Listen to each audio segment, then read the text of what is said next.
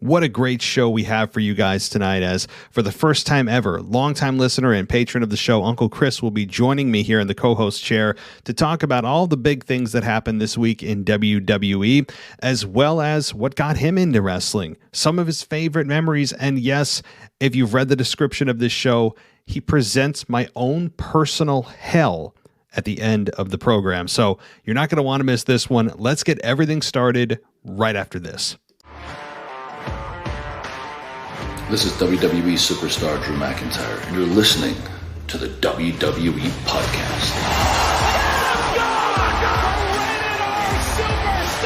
The champ is the one that everybody wants, me. Becky Lynch is going to WrestleMania. Claymore! Austin 316 says I just whipped your ass. This is my idol. You're going to acknowledge me. Welcome to the WWE Podcast. It is Sunday, November 28th, 2021. I'm your host, Matt, and we are going to be joining with Chris, Uncle Chris, longtime listener and patron of the show, in just a minute. And what a great conversation. First time ever that we had him on the show, and he's here because he's not only a passionate wrestling fan, but he got himself on Patreon. And if you join there with a raw tier or higher, that's one of the benefits of getting into that tier is you get to come on the show once a month for a conversation, typically a Monday Night Raw review, or in this case, a weekend review. And what a great time it was. It felt like we had talked a million times before. Sometimes you just have natural chemistry, and this was no exception, as Chris and I had a wonderful conversation, nearly 2 hours of just kind of shooting the breeze and talking with him about old stuff, what got him into wrestling, and of course diving into the new content, as that's what the name of this show is. But first, I want to give a shout out, speaking of patrons, to our latest patron, newest one. The username is Wiftat.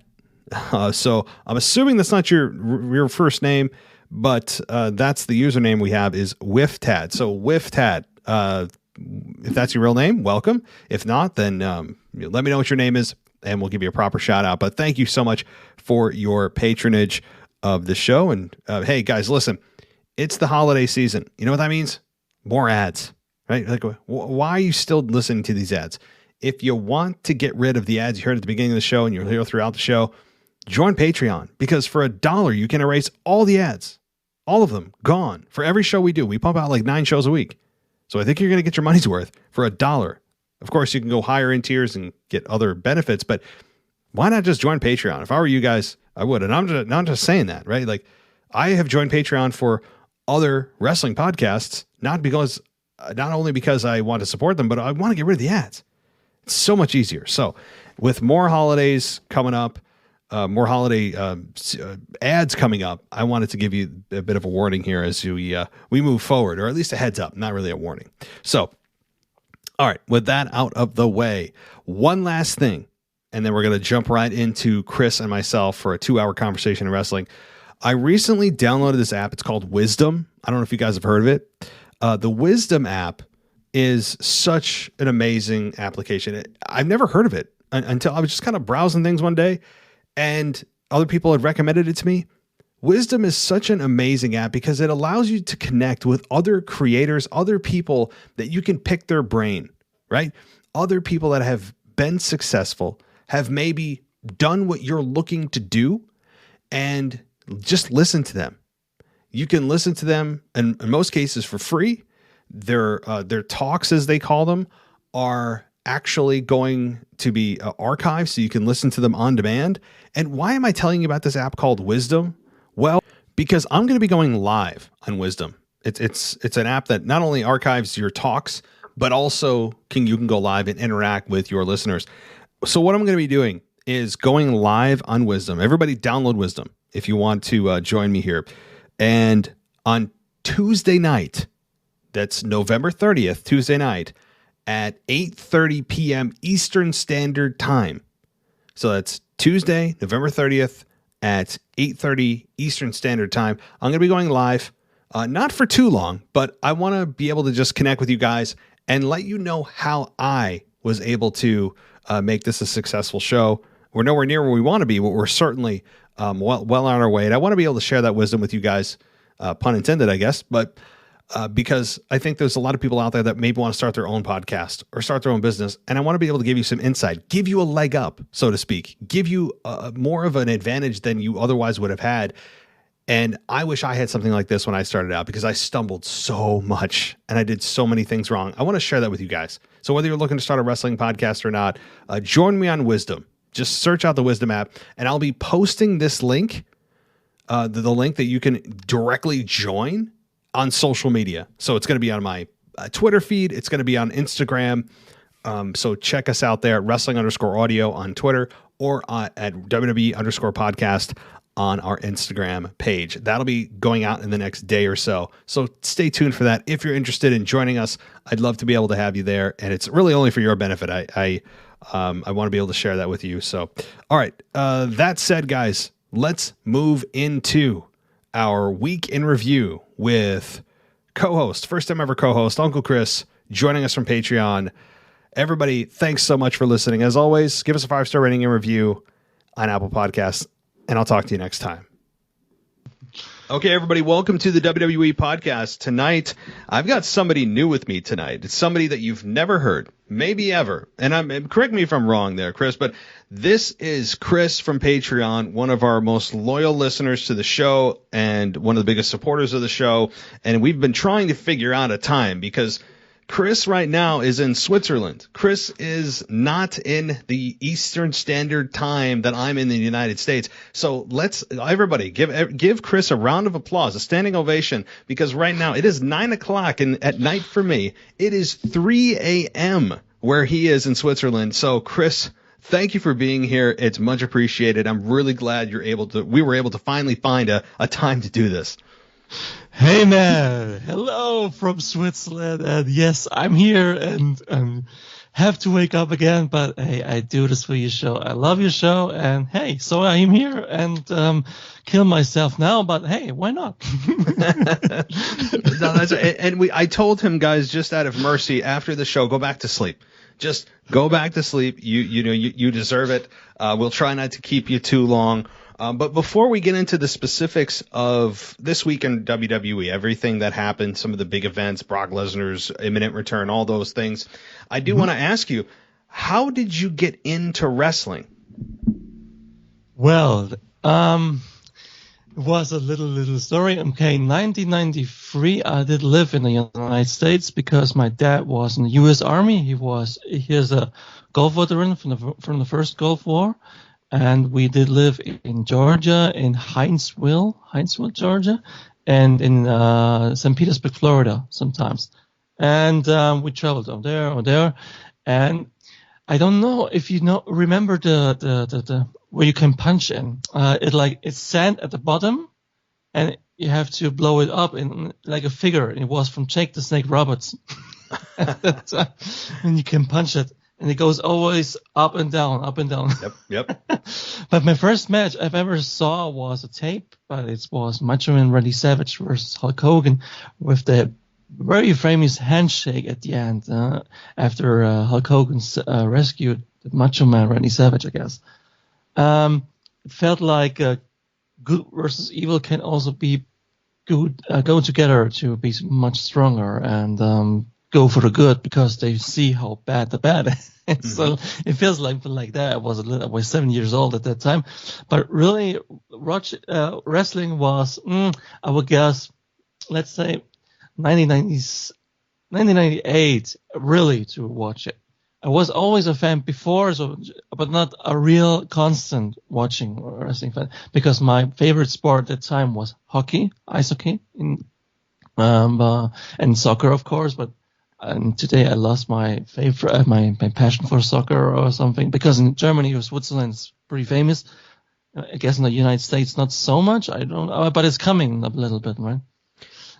Yeah, it is a little bit. It's still probably like the 4th or 5th sport, but it's at least in the top 5. Yeah. In Germany, it's way up now. The first number 1. Especially Munich. I come from near Munich in Augsburg, Germany. It's a very old town, the second oldest town in Germany. It's 60 kilometers or 30 miles from Munich. And Munich maybe is more acknowledged as Augsburg as well, I guess, from outside from Europe.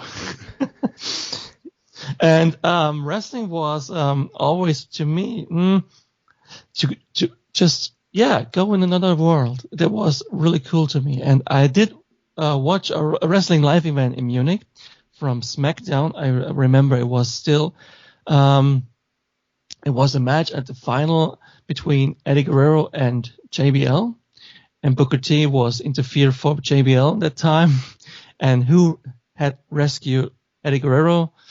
Yeah, it was The Undertaker. And then in the house show, it was cool. And it just in the old Olympic Hall in Munich, it was there. And it was my stepbrother there, and we are always fans. We have played a lot of games before in PlayStation, with wrestling. And my first game from wrestling was the second one, Segment 2, Know Your Role, I guess. Mm-hmm. Yeah. And my dad did always buy the pay-per-views from the German TV, from the WWE. And it was not that cheap. It was €50 per, or D-mark also. Pretty expensive, man. Just to make my days, my nights better, I have to wake up with him at night, and this too. So it remembers me a bit of that time, because we also did wake up to watch wrestling, and then he go to work, and a few hours later I go to school. I like that routine. And you said you started in 1998 really watching, so you were in the heart of the Attitude Era? Yeah, I was. My Mankind Undertaker time. That was that time, yeah. When I really, really, really remember and watching regularly, yeah. And also papers from Germany, Wrestling News. What is the name? Has a special name. I forgot the name. It was a pretty famous magazine here. Pro Wrestling Illustrated? No, that maybe in German. I'm not sure what they have over there. Yeah. Well, I mean, so you started in the heart of the Attitude Era, much like myself. I started just a year before you. I mean, so basically the same time, and no better time to start. But at the same time, the bar is set so high when you start in the Attitude Era that everything that precedes that or supersedes that is going to feel not as good. When you have Stone Cold, you have The Rock, you have The Undertaker, you have Kane, you have Triple H, and everyone else. You have all of these mega living legends on the roster. It's basically WrestleMania every single night, and you take it for granted. And you fast forward now about 20 some years, and we're now here, and it's like it's obviously a much different roster. It is a much more athletic and younger roster. But before we talk about today, and we'll get to that next, what are some of your favorite memories? You told me about Hulk Hogan and the Macho Man and the handshake as one of your earlier memories. But when you look back, do you have one or two or a few, whatever those may be, memories of wrestling that really you can go back and watch 100 times and it doesn't get old, where you could YouTube it and just be like, oh, this is why I love wrestling? Shawn Michaels, Triple H, SummerSlam 2005. This was a brutal match, but it meant a lot, I guess, and it was pretty bloody at the end, and Michaels won that match, but Triple H destroyed him after that, and there's so much, that it was the only match ever I did begin to cry because of the feelings I had for Shawn Michaels. So really, my God, I have tears in my eyes. I remember that day. My God, it took me that much. It was, and these two are so much, emotional, and so much. There's so much history between them, and I love that a lot. And this was the first match I saw. Bam. What? You remember that too, I guess? Of course you do. Absolutely. I mean, this was, and I think it was 2002. That's 2002. Sorry. No, that's okay. Because I'm thinking, I'm like, what? Maybe they did, because Triple H and Michaels were feuding on and off for so long that I'm like, maybe I missed it. But the 2005 SummerSlam was actually Hulk Hogan and Shawn Michaels. One of the 2002. More, I guess, controversial matches, with Shawn Michaels completely overselling everything Hulk Hogan did. Very, that was, if anybody wants, by the way, kind of a hilarious match that Shawn Michaels did, that he did in a way that was kind of a I don't know, trying to stick it to Hulk Hogan. I think stick it to WWE, that you're going to put me with this guy, and he was supposed to sell for Hogan. Well, he sold for Hogan, and he sold it like he was being shot out of a cannon with everything Hulk Hogan did. It's hilarious. And I'd really recommend you watch it just for that purpose. But 2002 was when Shawn Michaels returned to SummerSlam, or rather to WWE, after a 4-year absence. And Triple H ended up hitting. That's the one where he hit him in the back with a sledgehammer, right? At the end of the match. Yeah. That. I remember Anthony had when he did the feud between Triple H and Shawn Michaels, he talked about that match, but it was a longer time ago. But I remember his podcast as well. Yes, I listened to him as well. I like his voice. He's easy to listen, and he's acknowledged it's pretty good. And he's really he makes his podcast pretty like he's. Listen, like a book, Yes. You listen, it hears like, wow, man, he is really loving wrestling, man. That's cool. I love that. You got to love what you do in terms of, or at least love what you watch, to stick with wrestling and stick with it for this long, like you and I have, through all of the ups and downs, and through all just no other way to put it, just garbage that WWE has put out at times. And, there's been some really good moments over the last, 20 years, no doubt. But unfortunately, when you compare it, when everybody just compares everything to the Attitude Era, like a lot of fans do, it's unfair. You can't compare it to that roster of 20 some years ago. It's not the same product anymore, for better or worse. And I don't think it's a fair comparison that a lot of fans make, that, it's not what it used to be. It sucks today. Well, it's almost apples and oranges, because today's product is not blood and violence and sex. It's more about athleticism than it has ever been. And some people love that and some people don't. It's just a different product now. My dad also says, like me, I'm very glad the athletes today, they have an afterlife after wrestling, and they're still healthy, kind of healthy. Of course, they do a lot of crazy things with the body, but they don't use so much steroids. They do, maybe, I don't know. Maybe some are not allowed anymore. I hope so. And they look more natural. They look more like I can do similar. I can reach a similar muscle mass, but I have to do it. Okay, Bobby Lashley is still one of the biggest monsters. My God, He's awesome. His body is my God. Yeah. But I guess they're looking much healthier. Women look like women. Yes. I have to say that. Yes. And they have an afterlife after wrestling, and they have so much opportunities today, and that's cool. And I guess the wrestler generation before, Hulk Hogan and all them, I mean, Ultimate Warrior, I remember his last speech. In a few days, he was dead. And his last speech was in the Hall of Fame and Raw then. And in the Hall of Fame, he had this red head. My God. It was like this, each choke from his, I don't know, it was so red. Remember that? Yes. Yeah. The image of him, his face was beet red. Yes. It was like, his damn health is not good. Absolutely not good. And then the last speech at Monday Night Raw, the next day was that. My God. Yeah. And he uses a lot of steroids and all of that. And Hulk Hogan, I don't know how much he did. Of course he did, because of his, sorry for that. But Undertaker was maybe one of the few who didn't, because of his size, and he was God bless with his body, and he doesn't need so much of the steroids to help something. Or what do you think about that? Yeah, the steroid thing, I actually have never really dove into that a whole lot, particularly because today I don't think it's an issue. I think it's almost a non-issue today. I think that if people are going to abuse any drugs right now, I think it's painkillers. Painkiller, of course. Painkillers, while obviously it doesn't help with muscle mass, it does mask a lot of pain.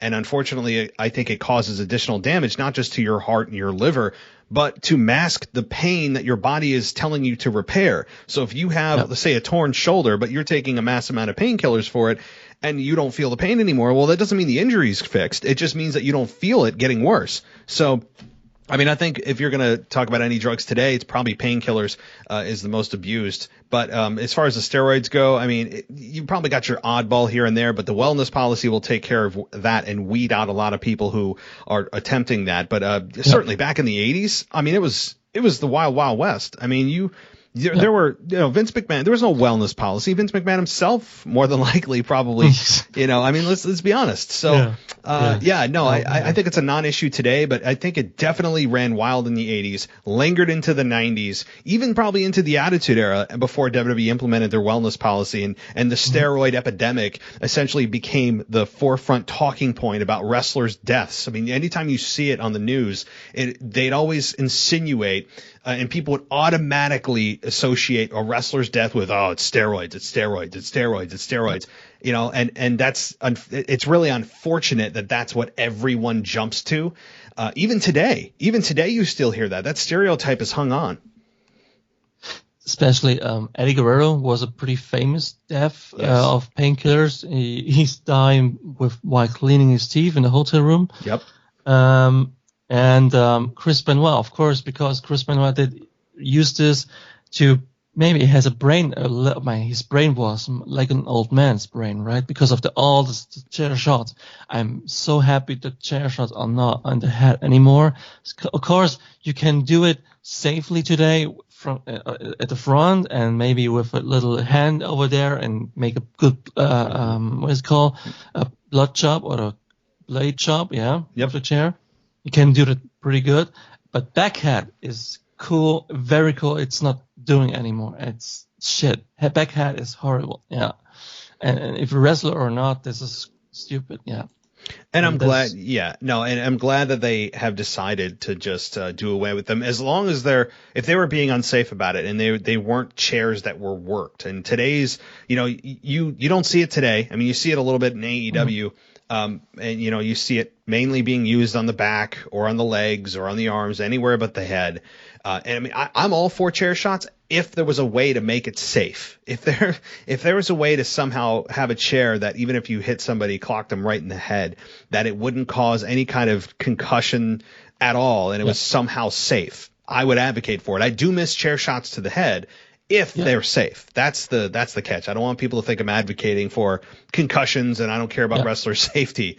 But I do miss occasionally where that they can't hit them in the head, so they just you got to hit them in the gut and then hit them in the back. It's just, I miss that. It sometimes looks like he has to do this because it would love to do it in the head. I remember one crazy headshot with the chair, just like that. Undertaker, Triple H, Hell in a Cell. Was it Undertaker against Triple H? My God. Or was it Gay? No, it was against Undertaker, right? At WrestleMania, right? Yeah. Yeah, WrestleMania 26, 27, somewhere around there. Yeah. I heard it. Oh, you looking it up? No, I hear it now in my head. Oh, yeah, that one. And one chair shot to me, the most just brutal chair shot I've ever seen. And then we'll move on to the current product here. But now you got me talking about the past. Why not? It's crazy. The one chair shot the best one I ever saw was actually the first match I ever saw that I remember anyway, was the Hell in a Cell match in 1997 between Shawn Michaels and The Undertaker. The very first one, when Michaels was at the end of the match, Undertaker had a chair and hit Michaels as flush as you could possibly hit anyone in the head with a chair. If nobody has seen this chair shot, it is right before Undertaker calls for the tombstone and Kane comes out for the very first time. It is the most brutal chair shot, but the most satisfying chair shot you've ever seen in your entire life. So anyway, that's I hear you though. That one between Triple H and Undertaker was brutal too. My God. Yeah, I remember the black blood. Yeah, you're right. Awesome. My God. But it was not a blade job. It was really blood, right? The blade job happened when Undertaker launched Michaels into the side of the cell. and you can see him blade right as he's being launched in. He uses it quickly. He puts his hand right over his head, and then boom, he comes up from that bump and he's bleeding. So you actually can identify the exact spot where he did blade. But yeah, he didn't get busted up on the hard way, but still, I mean it's tough to watch. So his head was so red. Oh yeah. Shawn Michaels was one of my most favorite bleeders. I mean, Ric Flair, obviously with the bleach blonde hair and the contrast of the blood, and his Ric Flair's bleach blonde hair was great. But Shawn Michaels was also right up there with how well he bled and how good he looked when he bled. So yeah, I do miss that. But nobody misses and wants to see Shawn Michaels with a bald head. I never want to see that again, ever. I never, ever. That was the cardinal sin. That was just, oh my God. Everybody. Triple H told him that. Oh, it was so brutal. Shawn Michaels. We're going to pretend that match never happened. Can we just all pretend that if nobody knows what I'm talking about, the Crown Jewel match a few years ago where Shawn Michaels came out of retirement, but we're all supposed to forget that. Hey, they were just on a diner. I just remember they were on a diner and shaved their heads. Oh my gosh. I don't know. I would have taken the receding hairline with long hair. I don't care if your hair is receding. Just don't shave it off, Sean. You know, it's okay. All right. Let's get to the current product. And I got to start with probably the biggest news story coming out of this week as we're now after Thanksgiving. Brock Lesnar coming back next week to next week's SmackDown. It seems like, to me, that they're rushing him back a little bit because originally he wasn't supposed to show up until December 10th, buying a ticket to the event as part of the storyline, and now they're bumping him up a week. By the way, with no explanation. Nobody has told us why his suspension is being lifted. Maybe we'll get an answer next week, but I have my doubts. So Brock Lesnar is going to be returning next week on SmackDown in San Antonio, Texas. What are your thoughts on this, Chris?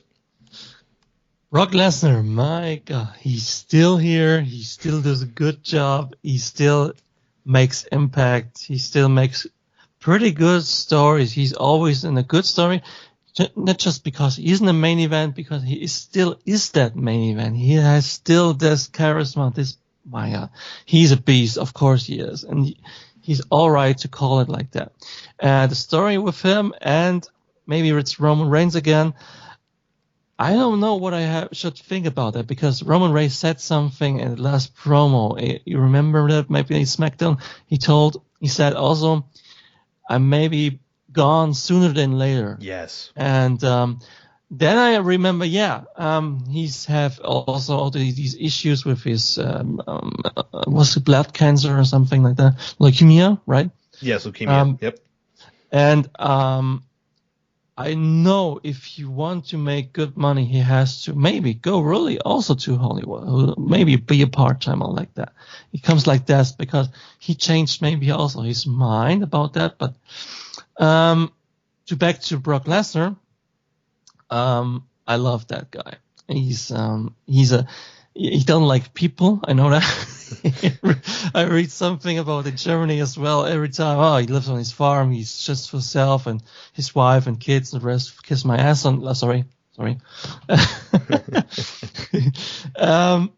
it makes him so original. So he don't change his own being in the product, but he's maybe a lovely guy just from his family, and maybe he doesn't have so much friends. He's really that mean and bad. So being a babyface like he is cool, but it's just an emergency babyface. It feels like a babyface, a real babyface. I don't know. What do you think? Yeah, it is. With Brock Lesnar as a babyface, it does change things up a bit. I mean, WWE does need big babyfaces in a really, really bad way. I mean, WWE has been lacking that big babyface spot for some time. Drew McIntyre filled it for a while, and then the fans soured on him because they continue to shove him into the main event, shove him into title pictures. The fans started to get tired of it. We all know the story there. But with Brock Lesnar here coming back, it does feel a little bit rushed. And I don't know why they couldn't have put maybe a Jeff Hardy as the interim challenger to Brock Lesnar or to Roman Reigns between now and the day one pay-per-view on January 1st. They had some time to do it. Now I know Sami Zayn won it. We'll get into that. Mm-hmm. But I don't know I don't know why they couldn't have just extended this out and waited until Brock Lesnar was, scheduled to come back in a week after that, in December 10th. But here we are, and Brock Lesnar's coming back next week. Again, we still don't know why the hell his suspension was lifted. Obviously, it was somebody above Adam Pearce. Adam Pearce is not happy about this. I hope that Brock Lesnar, once again, F5's Adam Pearce. I love seeing Adam Pearce get beat up. It's so much fun. I don't like that guy, at least I mean that complimentarily, because he's so just organically annoying on TV. Not channel changing, just you want to see somebody beat him up. And I've felt that way since day one. And I love seeing, no pun intended, I love seeing Brock Lesnar beat him up. That was a lot of fun. So I do believe, and I'll ask you this same question, but I believe that it's going to be Brock Lesnar versus Roman Reigns at day one on January 1st for the Universal Championship. What do you think that's the plan, or do you think that maybe this is going to be strung out to the Rumble and some people are predicting this all the way to WrestleMania? What are your thoughts on this? I hope it was Royal Rumble. I see Roman Reigns at the commentary. He's the champion. He's coming from his match. Go there to the commentary, and then sometimes the music hits from Brock Lesnar, maybe number 30. And but the thing is, you cannot let Brock Lesnar win. You can, because he can. He can do it. He's that beast, but it is time for a very new winner. I hope for a very new guy this year, not a single guy we now think he is. Day one, of course, it's pretty possible. We have a lot of weeks ahead, especially as you said, December is no pay-per-view, right? No pay-per-view. Nope. Wow, that's. But you say it also because of why? Because of December is just, I think that while they have not put something official out, my belief is that they know that December is kind of a dead time for wrestling because it's the holidays. They're finishing up the year. Royal Rumble's just around the corner. It's just, from a cycle standpoint, always just kind of a down month. So I think that's why. But then when I think about Brock Lesnar, okay, he has his private jet. He can fly just there and go home again on Christmas or after Christmas or after New Year. So it doesn't really matter to him. Then I get thinking about if Roman Reigns will lose, but I still hope no. Brock Lesnar is not that guy to take the title from him. And I still hope it will be again, a crazy, maybe a disqualification this time. I hope so for that. Something really crazy happened, then WrestleMania, that's the final match. Yeah, I guess this is a really good line for this. But how does Brock Lesnar earn that spot if he loses again or, not win the match at this day one? But do I see Roman Reigns again against Brock Lesnar at WrestleMania? Of course, it's a big-time match, but my personally feeling is it's time for a new guy to step up, but beat Brock Lesnar not at WrestleMania. He beats Roman Reigns, at SummerSlam because maybe his title run is pretty long now. It's cool. I love long title runs. It makes it, especially when it's gone that you believe it. You believe that he can hold that title. He is that good. He is a great guy, and the blood of the head of the table thing, why did he not play this with Vince McMahon? How good would that be? How good? Imagine the last scene between Roman Reigns and Vince McMahon, the old guy. My God, he looks, and he was kind of the head of the table, or the goats in the same room in the same time. But Roman Reigns then sits at the head of the table, and let Vince McMahon sit beside by him and the left or the right side. How good symbolic will that be? Oh my God. Yeah, just a little side idea. Yeah, it is. I like the line that Roman Reigns gave at the Survivor Series when Vince was looking for his egg. And this $100 million egg, and that's a whole other thing. But Roman Reigns said, well, that better be how much my next contract is. That's how much I expect, $100 million. So that was kind of funny. But, look, Brock Lesnar right now, I think they're in a weird place because Brock Lesnar's a babyface, and, I'm fine with that. I think Brock as a heel is good too. Brock can play anything. But having him come back to lose to Roman Reigns again, how many times can they face each other to have Brock Lesnar lose? And the reason I say that is, I mean, if you're going to have Brock Lesnar come back just to lose, why? I mean, because Brock Lesnar should get some wins under his belt, and you shouldn't bring Brock Lesnar back just to continue to lose to Roman. At the same time, I understand why they would have him lose to Roman again, because Brock's not the right person to take the belt off of him.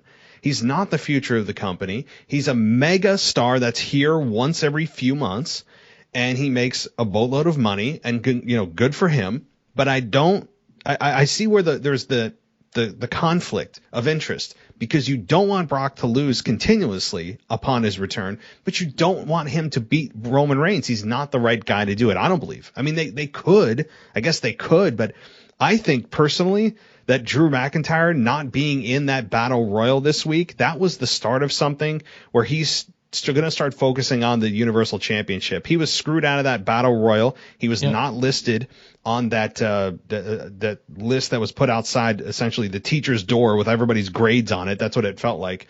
And having Drew not in that match, to me, signified that they're about to start Drew McIntyre back on the title hunt, and eventually leading to a Roman Reigns Drew McIntyre main event. Now, maybe that happens at WrestleMania. Maybe that happens sooner. But Drew McIntyre, we also need to start looking at. But is Drew McIntyre the future? Really future? A new well, like I said in the beginning, we are in lack of great babyfaces and great stars. But yeah, WWE don't want to create stars who can be bigger than the company, like in the past, and they want to hold them a little bit down. And to me, Roman Reigns is can be like bigger as the WWE, but maybe after he's gone more, maybe part timer, then they see how much worth he is. Drew McIntyre beating Roman Reigns, yes, but I still. You think they want to do it because they want to give him the moment back he lost at WrestleMania because of no fans? Well, I'm not suggesting that Drew should beat Roman. Although I think there's a stronger case to be made if you're going to have to choose, that if you're going to pick between Drew beating Roman or Brock beating Roman, that Drew should be the one, if those were your only two choices.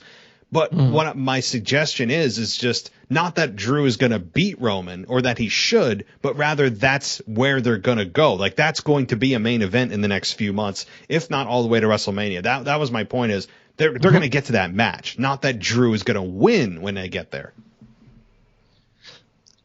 I have one name now who I really love to see that, but then we have the NXT issue again, and we both know what happens to the most NXT stars. Mm-hmm. To me personally, he's one of the guys from NXT I can imagine beating Roman Reigns.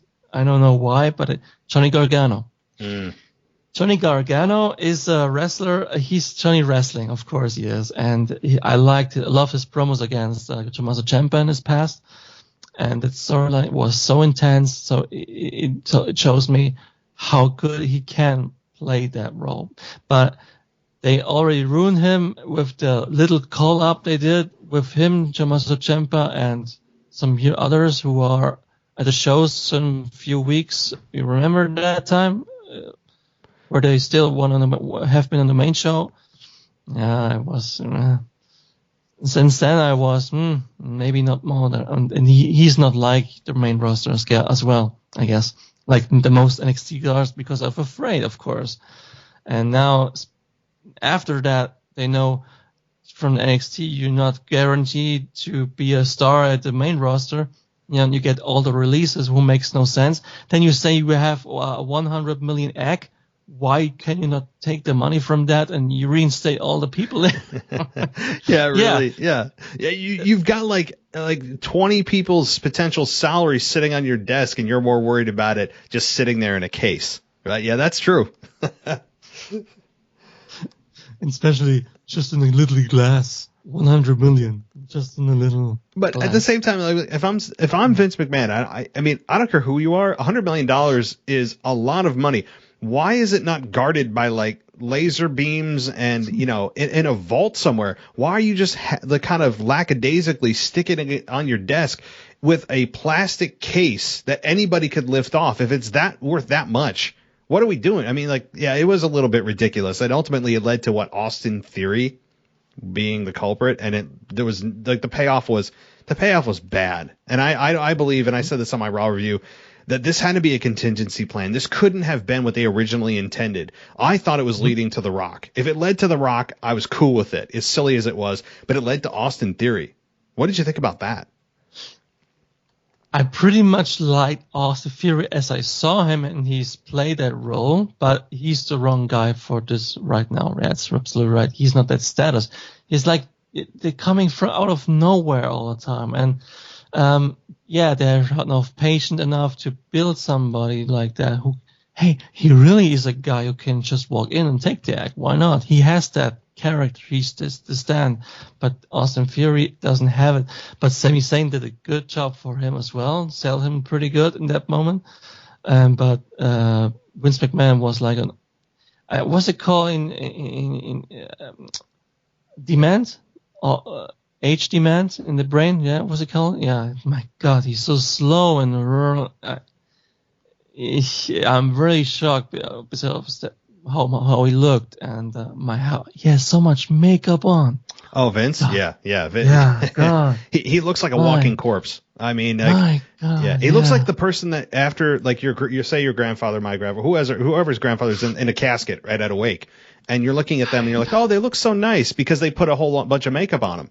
And that's exactly what Vince McMahon looks like, is just the person you'd see in the casket at a wake. But he's actually walking around. Yeah, that's true. Remember Bill Goldberg? How many standing behind in front of his door before he's going to a match? 10 people? 8? Yeah. And from a 100 million egg, it's just over on an IKEA desk. Yeah. Yeah. In a little plastic glass. Yeah. And then you're having people casually come in and out. And by the way, he left the room with this on his desk. That's how it got stolen. I mean, it was so ridiculous, just so insane. But I was willing to go along with it if it was The Rock. I was like, this is so insanely bad. But if it led to The Rock coming out, I was like, all right, fine, whatever, I'll overlook it. And it didn't. It led to just no reason, no payoff other than we bring Vince McMahon back after not being on TV for many, many months to talk about an egg. That's why we brought him back. Like, what are we doing here? I mean, was Vince just getting tired of sitting backstage and wanted to be on TV for his own ego? I mean, that was bad, and that's why I don't believe it was actually the original intent. But so getting back to SmackDown, though, I gotta ask, what do you think about Sami Zayn winning that Battle Royal? We originally thought it was Jeff Hardy. It ended up not being Jeff Hardy, as Sami Zayn was still in the matchup. He eliminates Jeff Hardy to become the number one contender. So is there any chance that we see Sami Zayn, any chance at all of seeing Sami Zayn beat Brock Lesnar? Or I'm sorry, Roman Reigns. How cool would that be? I guess the fans will stay behind him. He has so much charisma. I would say even more in the same level as Roman Reigns is. And he's so good. He's so damn good. He's so annoying good. And he's wrestling pretty good. I love his Aloha kick. I love his finish. And his pass in the indie scene. But I worried he's following his best friend out of WWE, Kevin Owens. I'm sure they speak together about this thing of going out from the WWE, but they both want to go on good terms. I see that as well, because they not are two people like, we just lazy now and wait for our contract to be expired and then go like, it doesn't interesting. They want to go out with as good as they can, and I respect that a hell of a lot. Sami Zayn beating Roman Reigns, no, but I love a near free count. That will be cool. After a Lua kick, really so near a free count, that will push him over as well. I guess it will push him. It will be good for him.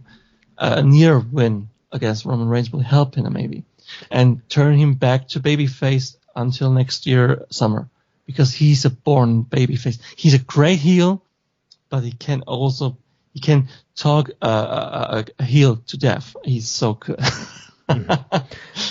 I have been, and since you've been listening to me, but those of you that may not, and you're new, I've been of the belief and on the train that Sami Zayn, had it not been for Roman Reigns' brilliance over the last 16, 17 months since turning heel, that Sami Zayn could be world champion, could be universal champion.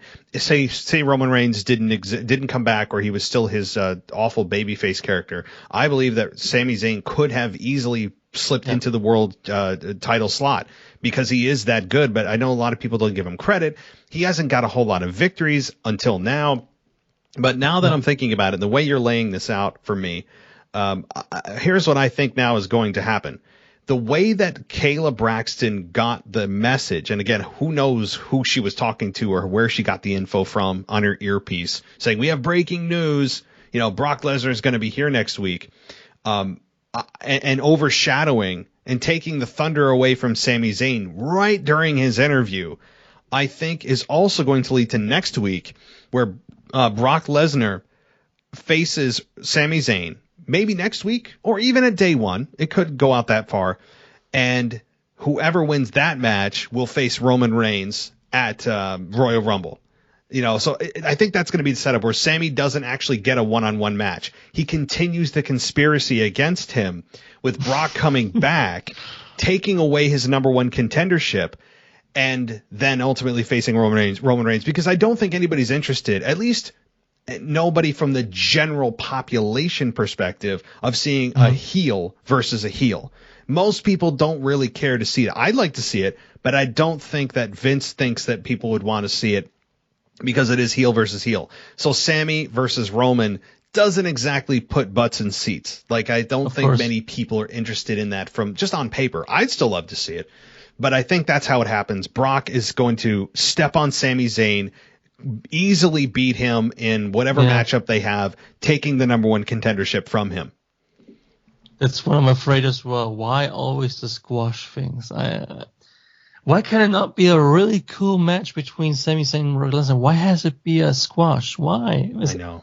You can make Sami Zayn over if he beats Brock Lesnar by an inch, and then loses maybe after F5, and then it's a babyface turn in my eyes. Right. It's awesome. It's just in my plug in my head like that.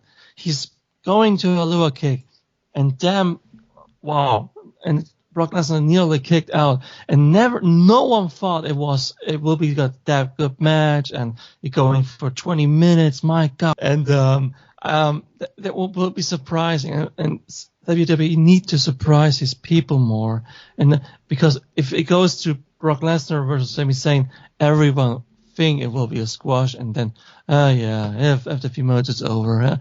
But how would that be 20 minutes match? And wow, that would be. Oh, I would love it. I'd love it. But and I know that Vince isn't going to do that. That he does not, for whatever reason, see Sami Zayn as a credible threat as a heel, because he feels he's already got that slot filled by Roman Reigns. But there are other slots that you can fill. Roman is doing a magnificent job, a legendary job right now. But you do need those, level 2 tier heels. It shouldn't just be Roman and then everyone else. You need to continue to also build the heels. And if you just make Sami a joke of a heel, then he's never really a threat. He's just the annoyance that's going to get squashed. There's no real heat on him, and he's not actually viewed or viewed respectfully. So I think that they're going to miss the boat here on it. I think you and I both believe, while we'd love to see that and have an actual competitive match with Brock, I have my severe doubts. I don't think there's really any way that Vince would be convinced to do that. All right, well, let's continue on here with a little bit more of SmackDown, because there were some other things that happened on SmackDown. Charlotte Flair, kind of transitioning into the women's division here. She came out and she was interviewed about her match with Becky at Survivor Series and how she didn't feel she lost. It was the referee's fault. And to some degree, she's correct. So she got her heat back pretty quickly. And then Toni Storm interrupts, and they had some exchange of words. And Charlotte said that there are 2 levels to this, and I'm on a different level.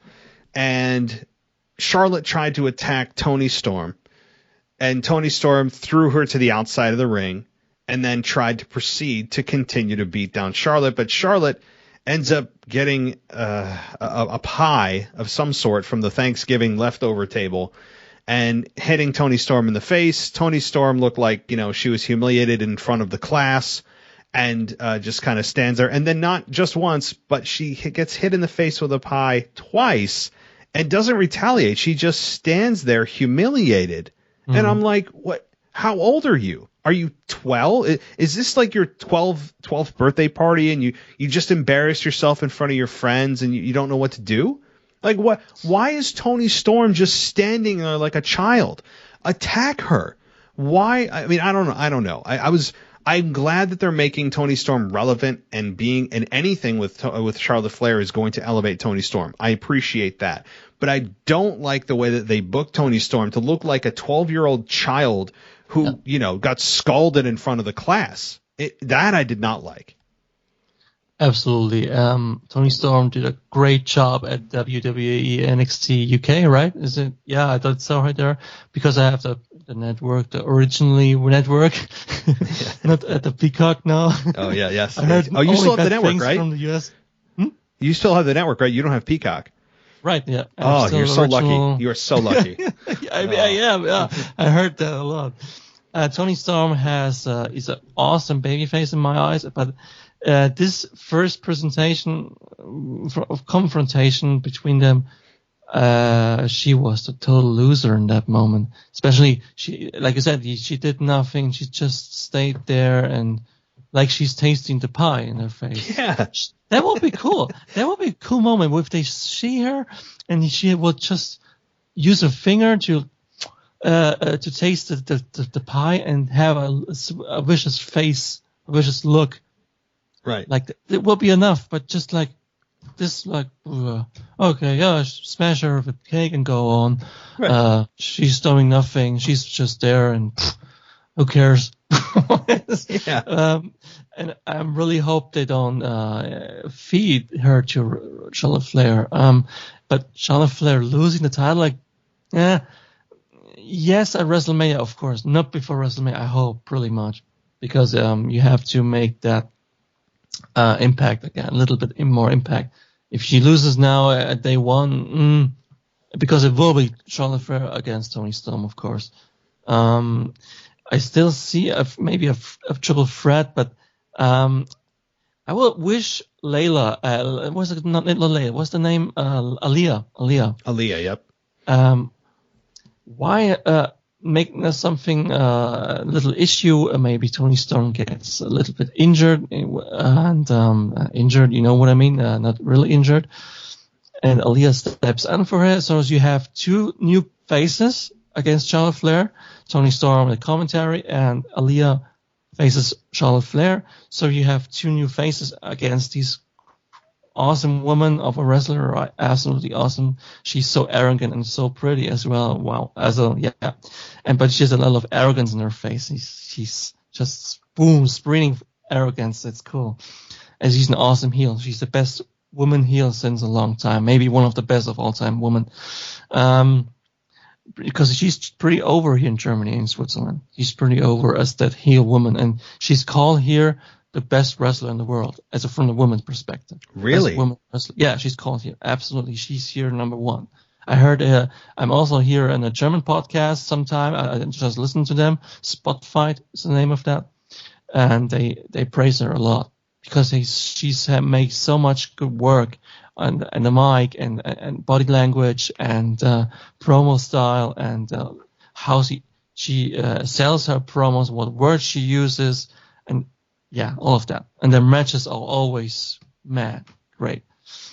And they told us they saw her on a house show in Munich or in Dortmund as well, and she give everything. Just in a little house show, they feel like she's doing to kill herself.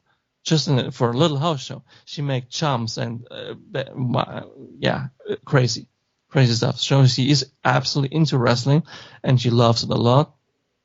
I hope she's not killing herself, but she's nearly not getting injured. Just one injury, right, in the last what is it? 1 year ago she was injured, right? Charlotte, yeah. Yeah, she's not that much injured, and she's pretty stable. She's constant. That's also all things speaks for her, yeah, and why she's in that role. And it's good that all others are jealous of a bit of her and want to just smash her in the face, because I think that's also what she wanna be for the others, that they wanna hate her so much that they want to get up. She wants to annoy them, little pieces of woman, so they get better, because you getting better if is there a heel who you hate so much. You know what I mean? You're getting only better if there's a heel much more above you, and you want to. And she's so high above that it will be even cooler if someday some woman come to that level, and then you have new stars. You only create very new women stars if you have such heels like her. Yeah, I believe any wrestling promotion is built around good heels. I know that people love the baby faces. They're the ones that ultimately people are cheering for, and a lot of the merchandise is driven by the baby faces. But you don't have good baby faces without that bad person, that bad woman, that bad man to overcome. You need those people, those evil SOBs, that you want to see somebody stand up to them and just knock them down to earth. Like, to me, without heels, you don't have anything to root for, because you just have like kind of neutral people fighting one another. You need to have that evil so people can step up to that evil. That to me, it's really, I mean, it's psychology 101, like human psychology, whether you're talking about real life, whether you're talking about in TVs and movies. Good versus evil doesn't get old. It doesn't need to be reinvented. It is, I know it sounds super elementary and basic, but at the root of wrestling, it still is good versus evil. It still is. And Charlotte Flair represents that arrogance of evil. Although I'm a big fan of her, so I don't know what that says about me. I mean, maybe, I mean, like, I've got some of that in me, not the arrogance, but just the admiration of her character. I don't know what it is. But I think that seeing her and seeing the words of best female wrestler ever I don't think there's anything wrong with that. Charlotte Flair is so good that people don't know how good she is until she's not there anymore. I think when she's not there anymore, people are going to go, oh man, remember? But since we're in it, oftentimes you can't see how good something is until it's not there. I think Charlotte right now is getting a lot of criticism for, oh, she's always the women's champion. Oh, she's always in the title picture. Oh, I think she deserves to be. She is that good. And since her return, has gotten even better on the microphone. She doesn't sound as robotic. She feels way more natural. She's gotten better in the ring. She's even in better shape. I mean, Charlotte Flair is truly the total package when it comes to female wrestling. I don't know if some people just hate her with a passion, but you really have no ground to stand on when you look at her resume. You look at her ability in the ring, and now she's going to be facing Toni Storm, who doesn't have a chance in hell, but that's not the point. Toni Storm is there to get a rub from Charlotte to elevate Toni Storm, and that's totally cool with me. But because you need to continue to build good stars, but everything to me is built around heels. Everything that a wrestling promotion does should be built around those just awful people that you want to see somebody that you can relate to or you can live through to take that individual down. And do you agree with the Aaliyah thing? To bring her in, also with Toni Storm, maybe? And why not? Yeah, I don't think. Yeah, for sure. I mean, Aaliyah right now is she won that tag team match last week or 2 weeks ago with Naomi, and then she got punished by being taken off of Team SmackDown for Survivor Series. I mean, so we had Sonya Deville play the evil woman and do that, and then I think Aaliyah right now needs to do something other than just talking to people backstage, which is what she's on camera for right now. I think this past week I don't know who she was talking to, but I forget who it was, but we had her get dismissed and she just left. So I'm like, you're having her fly all the way across the country just to have 10 seconds of on-air nonsense time. I mean, so I don't know what they're doing with Aaliyah, but having her, yes, in some kind of triple threat or something with Toni Storm and Charlotte Flair, Yeah, I mean, like, look, we're all into having new matches. Everybody loves new. I mean, like, that is true. But I'm all for that. I mean, yeah, it'd help Aaliyah too. Or at least, like I said, just a one-on-one between Charlotte and Aaliyah first, because Tony get injured or something like that. I see Aaliyah in a kind of spot like Jeff Hardy against Undertaker. I said that in a mailbag 2 years ago, 1 year and a half. It was one of the moments when Jeff Hardy hit that chair on the head of Undertaker and nearly maybe had the chance to win, and he climbed that ladder. This is this unexpected thing I miss at WWE. Such a moment from Aaliyah or Toni Storm is enough to build a new babyface, a new star. She doesn't have to beat that heel. And it's good if the heel is like unreachable and very so good and so unbeatable, and that makes that win against Charlotte even more better and even more impact. And this only gets with patience, and patience is something WWE doesn't have a lot of left. I'm all for if Charlotte Flair goes to SummerSlam. I'll only lose the title there, because SummerSlam is it's like summer, and summer is something. Oh, sun is shining and you're feeling good, and then now it's time for the good to win. And of course, WrestleMania is even more that. If someone takes the title of Charlotte Flair, I still think it's not happening now, because Rhea Ripley is on Raw, right? She's on Raw. Yep. Yeah, okay. Because Rhea Ripley is, of course, she's the new champion at WrestleMania. No doubts about that. And from Raw's perspective, she will beat Becky Lynch. That's my pick from WrestleMania from today. Oh wow, you're booking out 4 months or so now. Okay. Yeah. She will beat her. Rhea Ripley is, my God, she's pretty good. My God, she's an appearance, but yeah. Well, okay. No, I could see that. I mean, Rhea Ripley has been kind of stuck in this tag team right now with Nikki. Horrible, my God. Yeah. And I also understand WWE's conundrum that they really did to themselves over there on Raw with creating no women's tag team division. I mean, really on both brands, they have 2 teams now, 2. And, that's it. So if they dissolve Rhea Ripley and Nikki, then now you don't have anybody else except the one team in the division that are champions, and they're just unopposed as champions, which Nikki and Rhea were for many weeks. So I don't know. They should just dismiss, or at least just kind of put the women's tag team belts in hiding. Don't say you're dissolving them. Just quietly put them aside. Just put them in the drawer. Bring them back when you actually have a division you can use these championships for. I'm not understanding why they have a championship for a division they don't have people to fill. I don't get that. I mean, you look at this past week, though, you have Naomi and Sasha Banks defeat Natalya and Shayna Baszler. I mean, of course, you had Sonya Deville on commentary, and she was playing nice this week. I don't know what that was about. Yeah. But these aren't real tag teams. I mean, Natalya and Shayna, I guess, are more of a tag team than Naomi and Sasha. But first of all, comment on the women's tag team division and this match. Sonya Deville, awesome.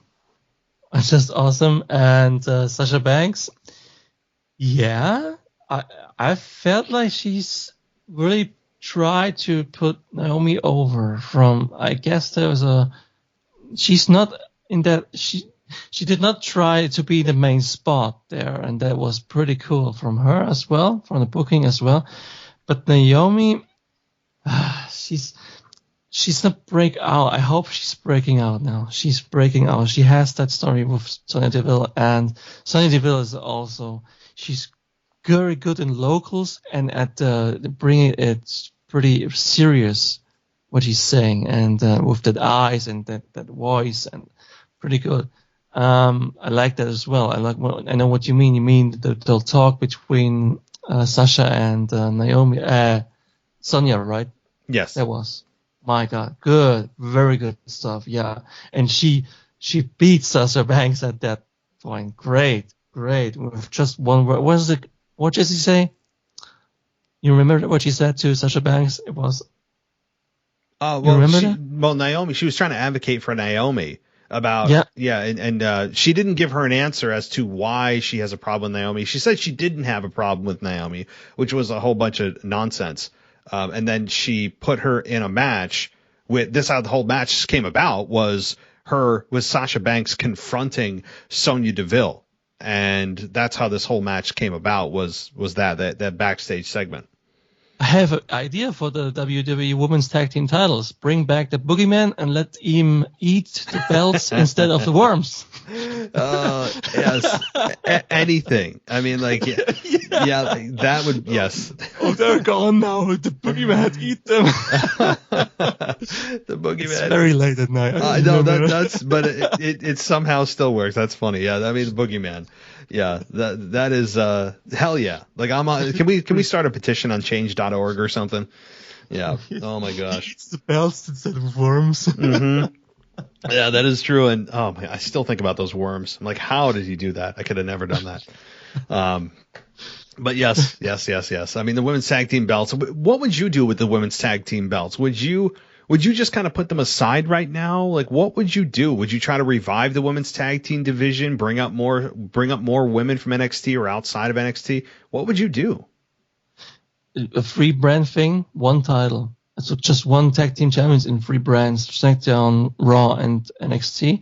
And, but then, take the titles away now and wait 1 year, build 1 year tag teams, make a tournament or something like that. And then WrestleMania 39, you have the women's tag team titles in the middle event. That will be cool. You rebuild it, but with all three brands. But of course, NXT is not a brand anymore. It's just 2.0 and with rainbow colors. Oh my god. Yeah.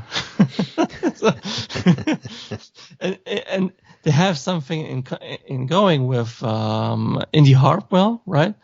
And Dexter Lumis. I don't know what happened with this, and it's just a love story, I know. They have Xia Li coming now. Yes.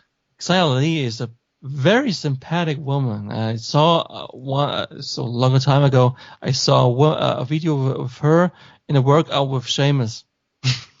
I don't know if you see that. Sheamus workouts. Yeah, it's so sympathetic, and she's my God, she's strong. My goodness, look at it. She looks like a woman, but she has a workout for him, and he can't do it. He has no chance doing that. It's pretty cool. You can Google it. Xia Li and Sheamus, very sympathetic woman. I don't know if this role she plays now is really thing for her. I don't know. Okay, the silly smiling thing she did at the Royal Rumble some years ago, it was also not hers. But I don't know if she's kind of Kill Bill in this comic thing, and she's playing like Lucy Liu. She's also, remember Lucy Liu, the Japanese woman in the movie of Kill Bill? Yep. And her past was also like the same style with that comic in the past, and she's the savior of her family. She's that one woman like this, and that's the same thing like Xia Li does now. I remember exactly Kill Bill at that moment. Don't put any ideas in Vince's head. I mean, like, I'm worried that he's not sure what to do. He's not sure. He's like, hey guys, we got this really stellar athlete. She's foreign. She's got this exotic nature to her, but she's fierce. What do we do, guys? Has anybody seen any good movies lately? So perhaps you just sent that out into the universe that he's now going to mimic that character from Kill Bill. So let's all say a small prayer. But that said, look, I think Xia Li will be an addition, a really welcome addition to SmackDown. Mm-hmm. Really, the entire women's division, I'm talking company-wide, needs depth, a lot more depth, because, the women are a fraction of the number of men that are on the roster, and they often don't have qualifying matches for things because they don't have enough women to, so just randomly you'll see women just get plopped into tournaments or into triple threat matches for no good reason, just because other than, hey, we don't have enough women on the roster to create qualifying matches because there's not enough people. So I think that up and down, the women's division from a depth perspective needs more help than the men's division. And Xia Li coming up is a step in the right direction. And they've done some nice promos some kind of, I guess that's what you'd call them, for the last several weeks with her, and you don't really know a whole lot about her other than she looks dangerous, right? Like that's, if you didn't know anything about her and you just looked at this for the first time, you'd say, okay, she's new. She looks like she can handle a weapon, and she looks like a great athlete. And that's all you know. I mean, because these promos haven't been really in depth, and I think that she will be a welcome addition, though. Are you excited to at least see her on SmackDown, or are you kind of concerned that they won't know what the heck to do with her? You like the daddy's girl gimmick with the blonde. I read in German paper they smash it. They plan to smash it again after just one promo video. Xia Li is I wonder, because she's presenting as a babyface, because the Protector is a babyface thing, not a heel thing. Right. And what kind of babyface she will be? Is it just serious looking babyface? Then that's the thing I'm worried about. What kind of babyface she want to be, because I cannot imagine her as a heel, because it would make no sense. I'm the Protector, and I'll go against the good ones, huh? No. This is what I'm worried about as well. Yes, they don't know what to do with her, so now it's already confusing, because we have to see her first, of course. A promo video is a promo video, but she has a very pretty serious bad eyes, a bad look. Oh, it's like angry, and that's not pretty babyface like. We also have no guarantee that she's even going to debut. I mean, WWE has had a habit of that over the last couple of years, of doing a bunch of vignettes for people, promos, and then they end up not showing up or doing anything, or we don't see them, or they just get let go. I mean, Elias, where the hell's Elias? Is he still lost in the woods? Should we send a search party? I mean, right now, Elias is just, I mean, we saw promos on him months ago about burning his guitar, like he's going through this character change. Nothing. I mean, so this wouldn't be the first time that we just have endless promos, or it just ends up being nothing, and they just don't end up debuting. I mean, it's at that level now where I don't even trust WWE when they tell us somebody's coming, that they're actually going to be coming, because we've seen before that they just put this, they invest all this time into production and creative, and then they just go, well, you know what, that doesn't sound like a good idea, cut them. I mean, so we've seen this before. So I don't think that's going to happen with Xia Li, because the women's division, like I said, needs it really badly. They need depth. But I sadly don't have all the faith in the world that they're going to fully debut her.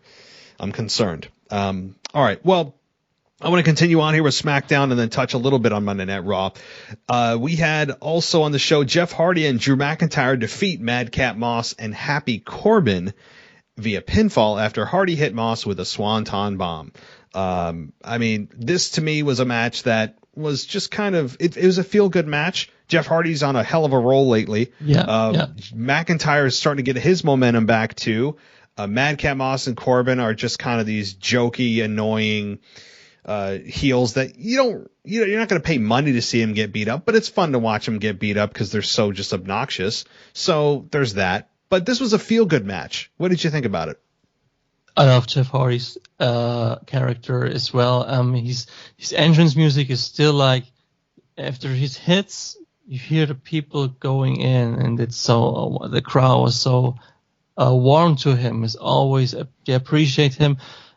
Like I said, he's on the longest farewell tour of the world, like the Rolling Stones. It's true. Yeah. Yes. And I guess they want to enjoy every last moment with him. And maybe in 1 year he's not there anymore. I can't imagine having him the last match at WrestleMania or SummerSlam next year. Jeff Hardy is a pretty natural guy, easy to follow, and he's had his bad times that makes him more sympathetic, because he was also on the bottom with alcohol and all of that. So he's fighting against so much and coming back again. He's falling down. He's coming back again, and that what makes him so near to the people, I guess. That's why they love him. That's just my opinion. Yeah. Jeff Hardy right now. Yeah, you're right. I mean, Jeff Hardy, he's one of those guys that they brought back at WrestleMania 33. I was there in Orlando when that happened, when they brought back the Hardy Boys and they won the tag titles. One of the best moments of the entire pay-per-view, if not the best moment. I was actually sadly getting in line for getting a t-shirt during that match, thinking nothing exciting was going to happen. And then I hear the Hardy Boys music hit. I was not happy about that. But that said, he's been back for like 4 or 5 years now. Nearly. And I think that Jeff Hardy at times has had moments where you're concerned about his career. He's, maybe he's about to let go again. Maybe WWE has felt they got everything out of him. He's about to be let go. And I was concerned about him for a while, even in late 2020 into 2021, after he lost the Intercontinental Championship. I said, and he was just losing match after match after match after match. And I said, oh, here we go. And then as of late, the last couple of months, he has really just come back with a vengeance. And the crowd has been so behind him. It's almost like you said, he's on a farewell tour, and I don't think that fans should take his performances for granted anymore at this point, because we are seeing, I think, the last of Jeff Hardy. I don't think he's going to be gone tomorrow, but like you said, maybe a year from now, is he here? I wouldn't put my money on Jeff Hardy being a WWE wrestler in a year from now. I really wouldn't. So every match, everything we see needs to be treated as a special moment. It really does, because he is a living legend right now. He will be remembered as such, as a living legend. And I was really hoping when he came to SmackDown that he was going to undergo some kind of character change. Not that I like his character, but he himself said, when I go to SmackDown, maybe you guys will get to see a different side of me. And nothing came of that. Nothing. And he said that on a promo before the draft happened, and nothing came of that at all. So, and maybe they've decided to go back on it. I'm fine if he doesn't have a character change, because if they're just going to do the greatest hits of Jeff Hardy for the next year, fine. Yeah. Cool. Jeff Hardy has made a legendary career out of what he's done. His body of work is unparalleled, and this guy hasn't really lost a step since the early 2000s when he debuted. And with his brother, obviously. So I think that right now, any chance we get to see Jeff Hardy in a ring, I think the fans are starting to recognize that, and also come back and realize how good he is. That's why you're seeing a lot of fan support right now, is because the fans are like, oh yeah, that's right. We have Jeff freaking Hardy on the roster. Let's support him, because we also realize he's not a young guy. So I'm really loving the crowd reactions to him, and seeing him in the ring and realizing he's at the end of his career. Indeed. They don't want to. I don't think you say nobody is safe from the releases, right? Mm-mm. But I don't think he will be released ever, because this will be probably I think now it will be the biggest storm. They will lose fans again, but not so few, just a lot of fans. If they release some legend like him, he is a legend. Of course he is. Also, Rey Mysterio, if they gone from WWE, then they make it very quietly, and they go and are gone, right? Mm-hmm. But not that way. Oh yeah, Jeff Hardy's released. No, they don't. They will never do it that way, I guess. He's one of the names. I think he will never be on a released thing because of that. He famous on the fans. How much they like him. I think, you make a good case, because he's kind of he's the lovable guy. He's the kind of the sentimental favorite of the fans. He also has been with WWE for the better part of 20 years. I mean, of course, he had his run in TNA. He was with other promotions.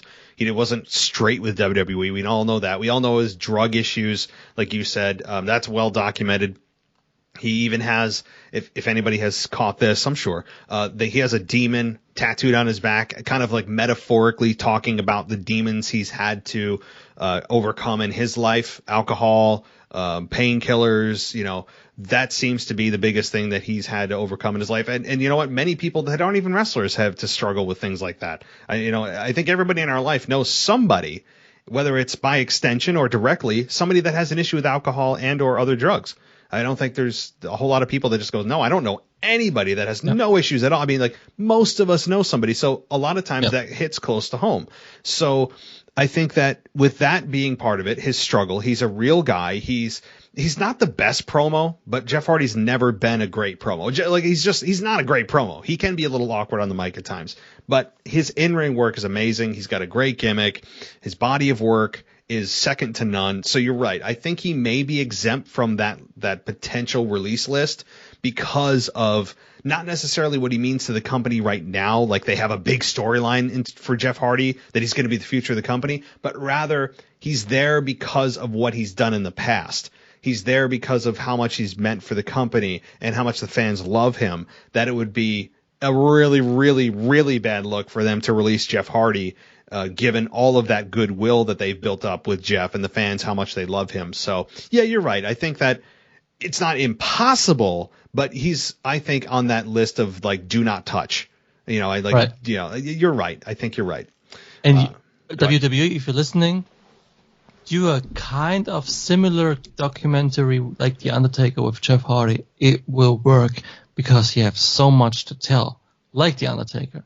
From all his up and downs, from all his career, he has a lot of tell. And I'm sure this documentary will also will be one of the most reviewed documentaries, of course, if it was the similar way like that. Yeah, and actually, I'm glad you brought that up because I believe the next guest for Stone Cold on his Broken Skull sessions is Jeff Hardy, and there's a clip that WWE put out on their YouTube. It was like just a 2 or 3 minute clip from that conversation where Jeff was talking about the match he had with Undertaker, where Jim Ross famously said, about Jeff, like, "Come on, kid, make yourself famous," and he's climbing up the ladder.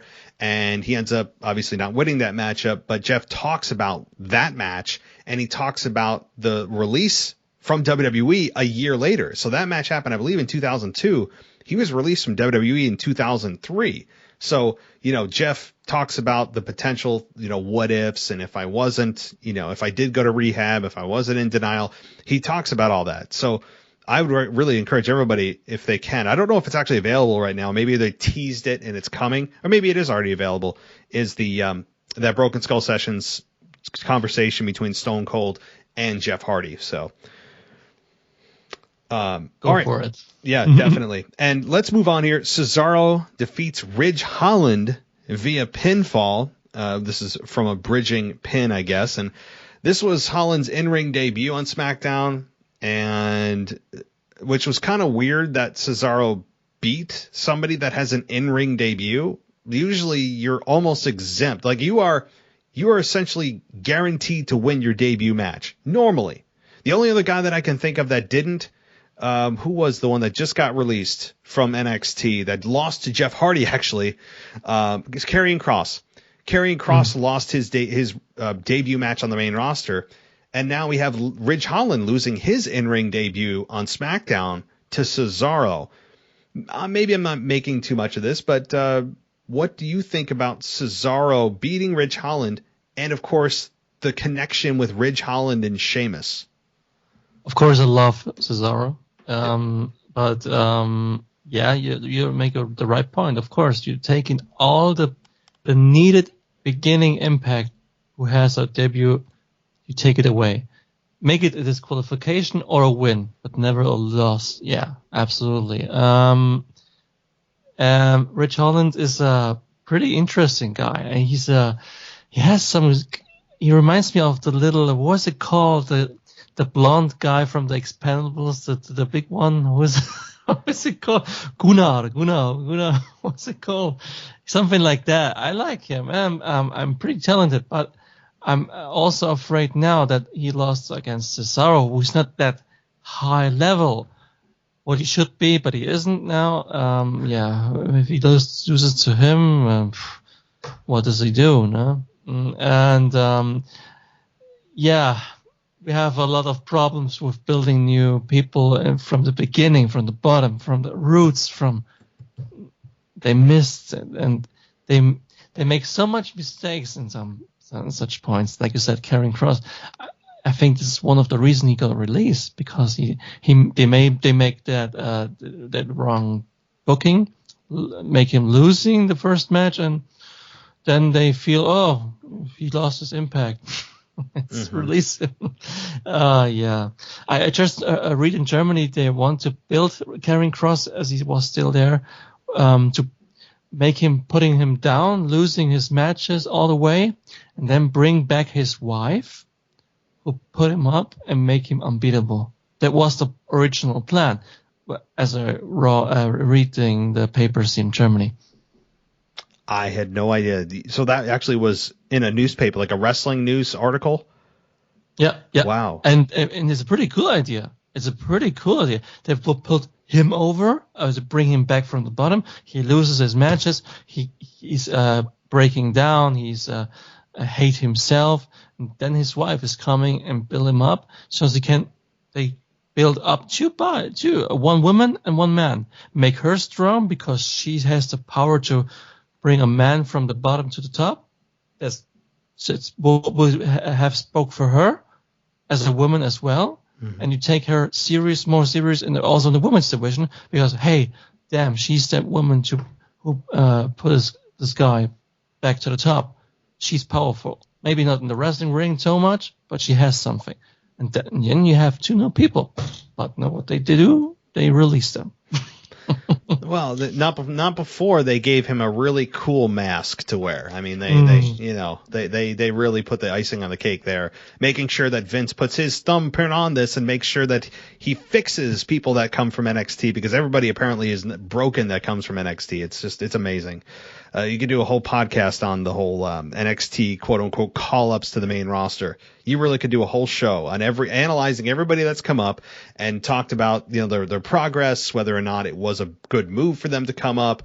I mean, I could say with high confidence that a large percentage of the people that come from NXT are not well transitioned to the main roster. It's just, I mean, it really is a whole show in and of itself. But getting back to the task at hand here, Cesaro and Ridge. Look, I mean, I obviously understand your love for Cesaro, and that goes without saying. But Ridge Holland, I mean, I don't have much to really say about him other than he's kind of like a fanboy for Sheamus. I mean, Sheamus, is taking to him because he's going to help him win matches. But Cesaro gets the victory here. Obviously, this program is not over. I think that this leads all the way probably to a day one pay-per-view matchup between Cesaro and Ridge versus Sheamus. Maybe it's a handicap match. Maybe it's just Cesaro versus Sheamus. I don't know. Or maybe it's just Cesaro versus Ridge Holland again, or a tag team match. Maybe Cesaro finds somebody that he can work with and take these two on. So 50-50 booking again. Yeah, it's going to be. Yeah. That's exactly what this whole program. If anybody wants to keep score at home, just start with the match from here on out. It will be 50-50. The math will work out. This is a 50-50 program. You're right.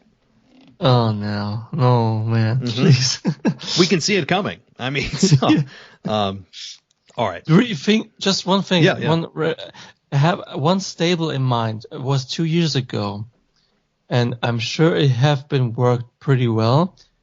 If you put Brock Lesnar's not there, but Paul Heyman, Nakamura as the voice for Nakamura and Asuka, make an Asia faction, make them dominant, and beat them all. That would be cool. It have been cool. He spoke for those two because they both would have been a much better career if they don't have to speak for themselves because their English was not that so good.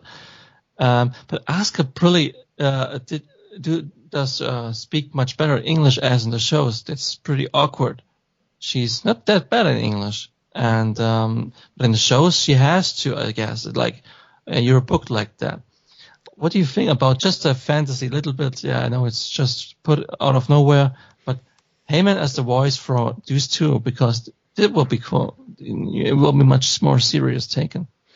I have no problem with that. I mean, the thing is, if you do, you're saying, okay, just so I'm clear, you're proposing a Shinsuke Nakamura and Asuka faction, like they would be in the same faction with Paul Heyman as the mouthpiece. Okay. Yeah. That would be. Yeah, I think. Look, you don't see a lot of male and female factions. I mean, very rarely do you see male and female come together because it's hard to have that with men not being able to really retaliate against women. Plus, they have their own programs going on. It gets messy when you have men and women in the same group. But that said, Paul Heyman as the mouthpiece for Asuka and Shinsuke would be a lot of fun. And it would also, I think, take care of the weakness that they both have, which, as you alluded to, is their English on camera. It's not good. And, it's been, I think, one of the hindrances for both of them to reach that really, really tip top, because most of the people that watch the product for WWE are English speaking. And if you're not able to connect with your fans on a language perspective, well, then, you're missing the boat on a lot of what the fans look towards to be able to connect with the wrestler. What are they saying? What do they want to do? Because in-ring is one thing. Actions speak louder. Yeah.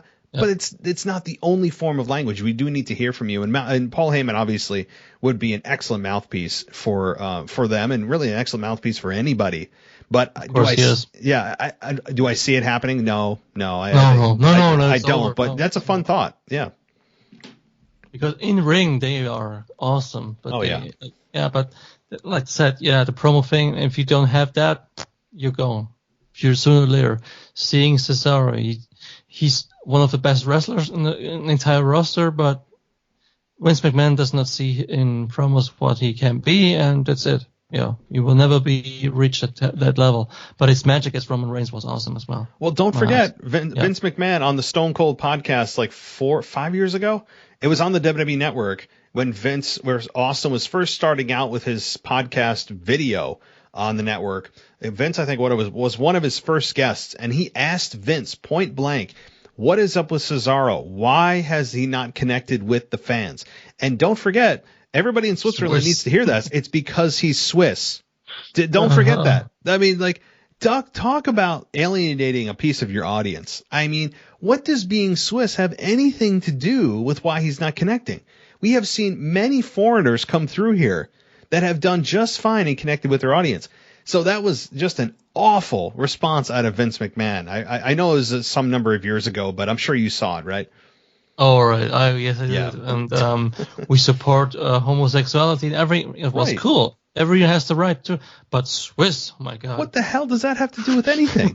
I'm like, what? What? Swiss have not been in war since 500 years. Mm-hmm. Right. Apparently your nationality has something to do with not being able to connect. What? It was the most ridiculous statement by Vince. One of the most ridiculous statements by Vince. So I don't know. But all right, well, let's get to the final portion of the SmackDown show anyway, and that's Angel Garza defeating Rick Boogs in a pinfall scenario in a Thanksgiving leftovers showdown. Again, if you're not in the United States, you could give a damn less about the Thanksgiving thing, but it was a gimmick. Well, go ahead. No, we are celebrating this as well. Oh. It calls Ente Dank. Ente like harvest. Oh, harvest. Okay, yeah, harvest. Yeah, okay. Yeah, and Ente Dank was a call here in Germany or Switzerland on Austria. Of course, we are celebrating as well, but not that deep family like you. It's just maybe just for a normal day, but we are going to the people on the farms and thank them and give them money, give them something like that, donate them and thank them for the work, and then they give back eating, and we eat this at home then. Yeah, that is really cool. I mean, seriously, that's a great thing to know. I really thought that Thanksgiving, I know that there was something called harvest, but I thought it was at a different point in the year for other nations or other countries. So Thanksgiving, obviously, you guys with the whole Christopher Columbus thing. I mean, that I know is obviously specific to the United States. Like, yeah, I mean, you guys don't care about 1492 Columbus sailed the ocean blue. Like, that means nothing. But that's kind of cool. Like, it's somewhat generally the same concept of at least how people celebrate here, right? Like, it's all about family and friends and gathering. It's nothing to do with what you guys, as far as Christopher Columbus goes and discovering America, all that. But that is really cool to know that you guys do that. That actually sounds like a pretty fun day, honestly, where you get to, talk with the farmers, as you say, and thank them. And it's kind of a coming together moment. So. Yeah. Pretty cool. It's from the Middle Age, of course. I guess from the 18th century, something. Yeah. Wow. But they don't do it that much anymore. But it's still there. It happens there and there. Yeah. That is really I'm glad you told me that. I'm getting a history lesson here. That's good. That really is cool. But what did you think though about this match where we had Angel Garza defeat Rick Boogs after hitting the wing clipper? Boogs got distracted by Humberto playing his guitar. Of course, somebody had to go through the table of leftovers. Somebody needs to have gravy or mashed potatoes on their face. Apparently, that's just what we have to have every single time that we have a Thanksgiving themed match. In this case, though, Shinsuke Nakamura ended up being sent through a table, but Humberto got sent through the table, but Boogs turned into Angel's finisher. So Angel gets the victory, but Humberto goes through the table. What did you think? Cringe moment of the SmackDown. I don't know. I don't like it at all, and it helps no one. It feels like it helps no one. It was just there to make a table with a little bit, eat something like there, and who played the guitar? Humberto, right? Humberto played the guitar. It was so predictable again, and I know in that moment Rick Boogs will lose the match, of course. To me, it was cringe. So I don't like it. I see a lot of potential in, especially Rick Boogs and in Humberto Carrillo. Humberto is my God, he's good. He's good in the ring, man. I love his jump and his work with the legs. And the other one, Boogs is he's an entertaining guy, but I'm afraid he will be, like you said, if you make Vince one time laughing, you have a bad I'm telling you. bad thing, and he will maybe never reach that level he could be. I'm afraid about that as well.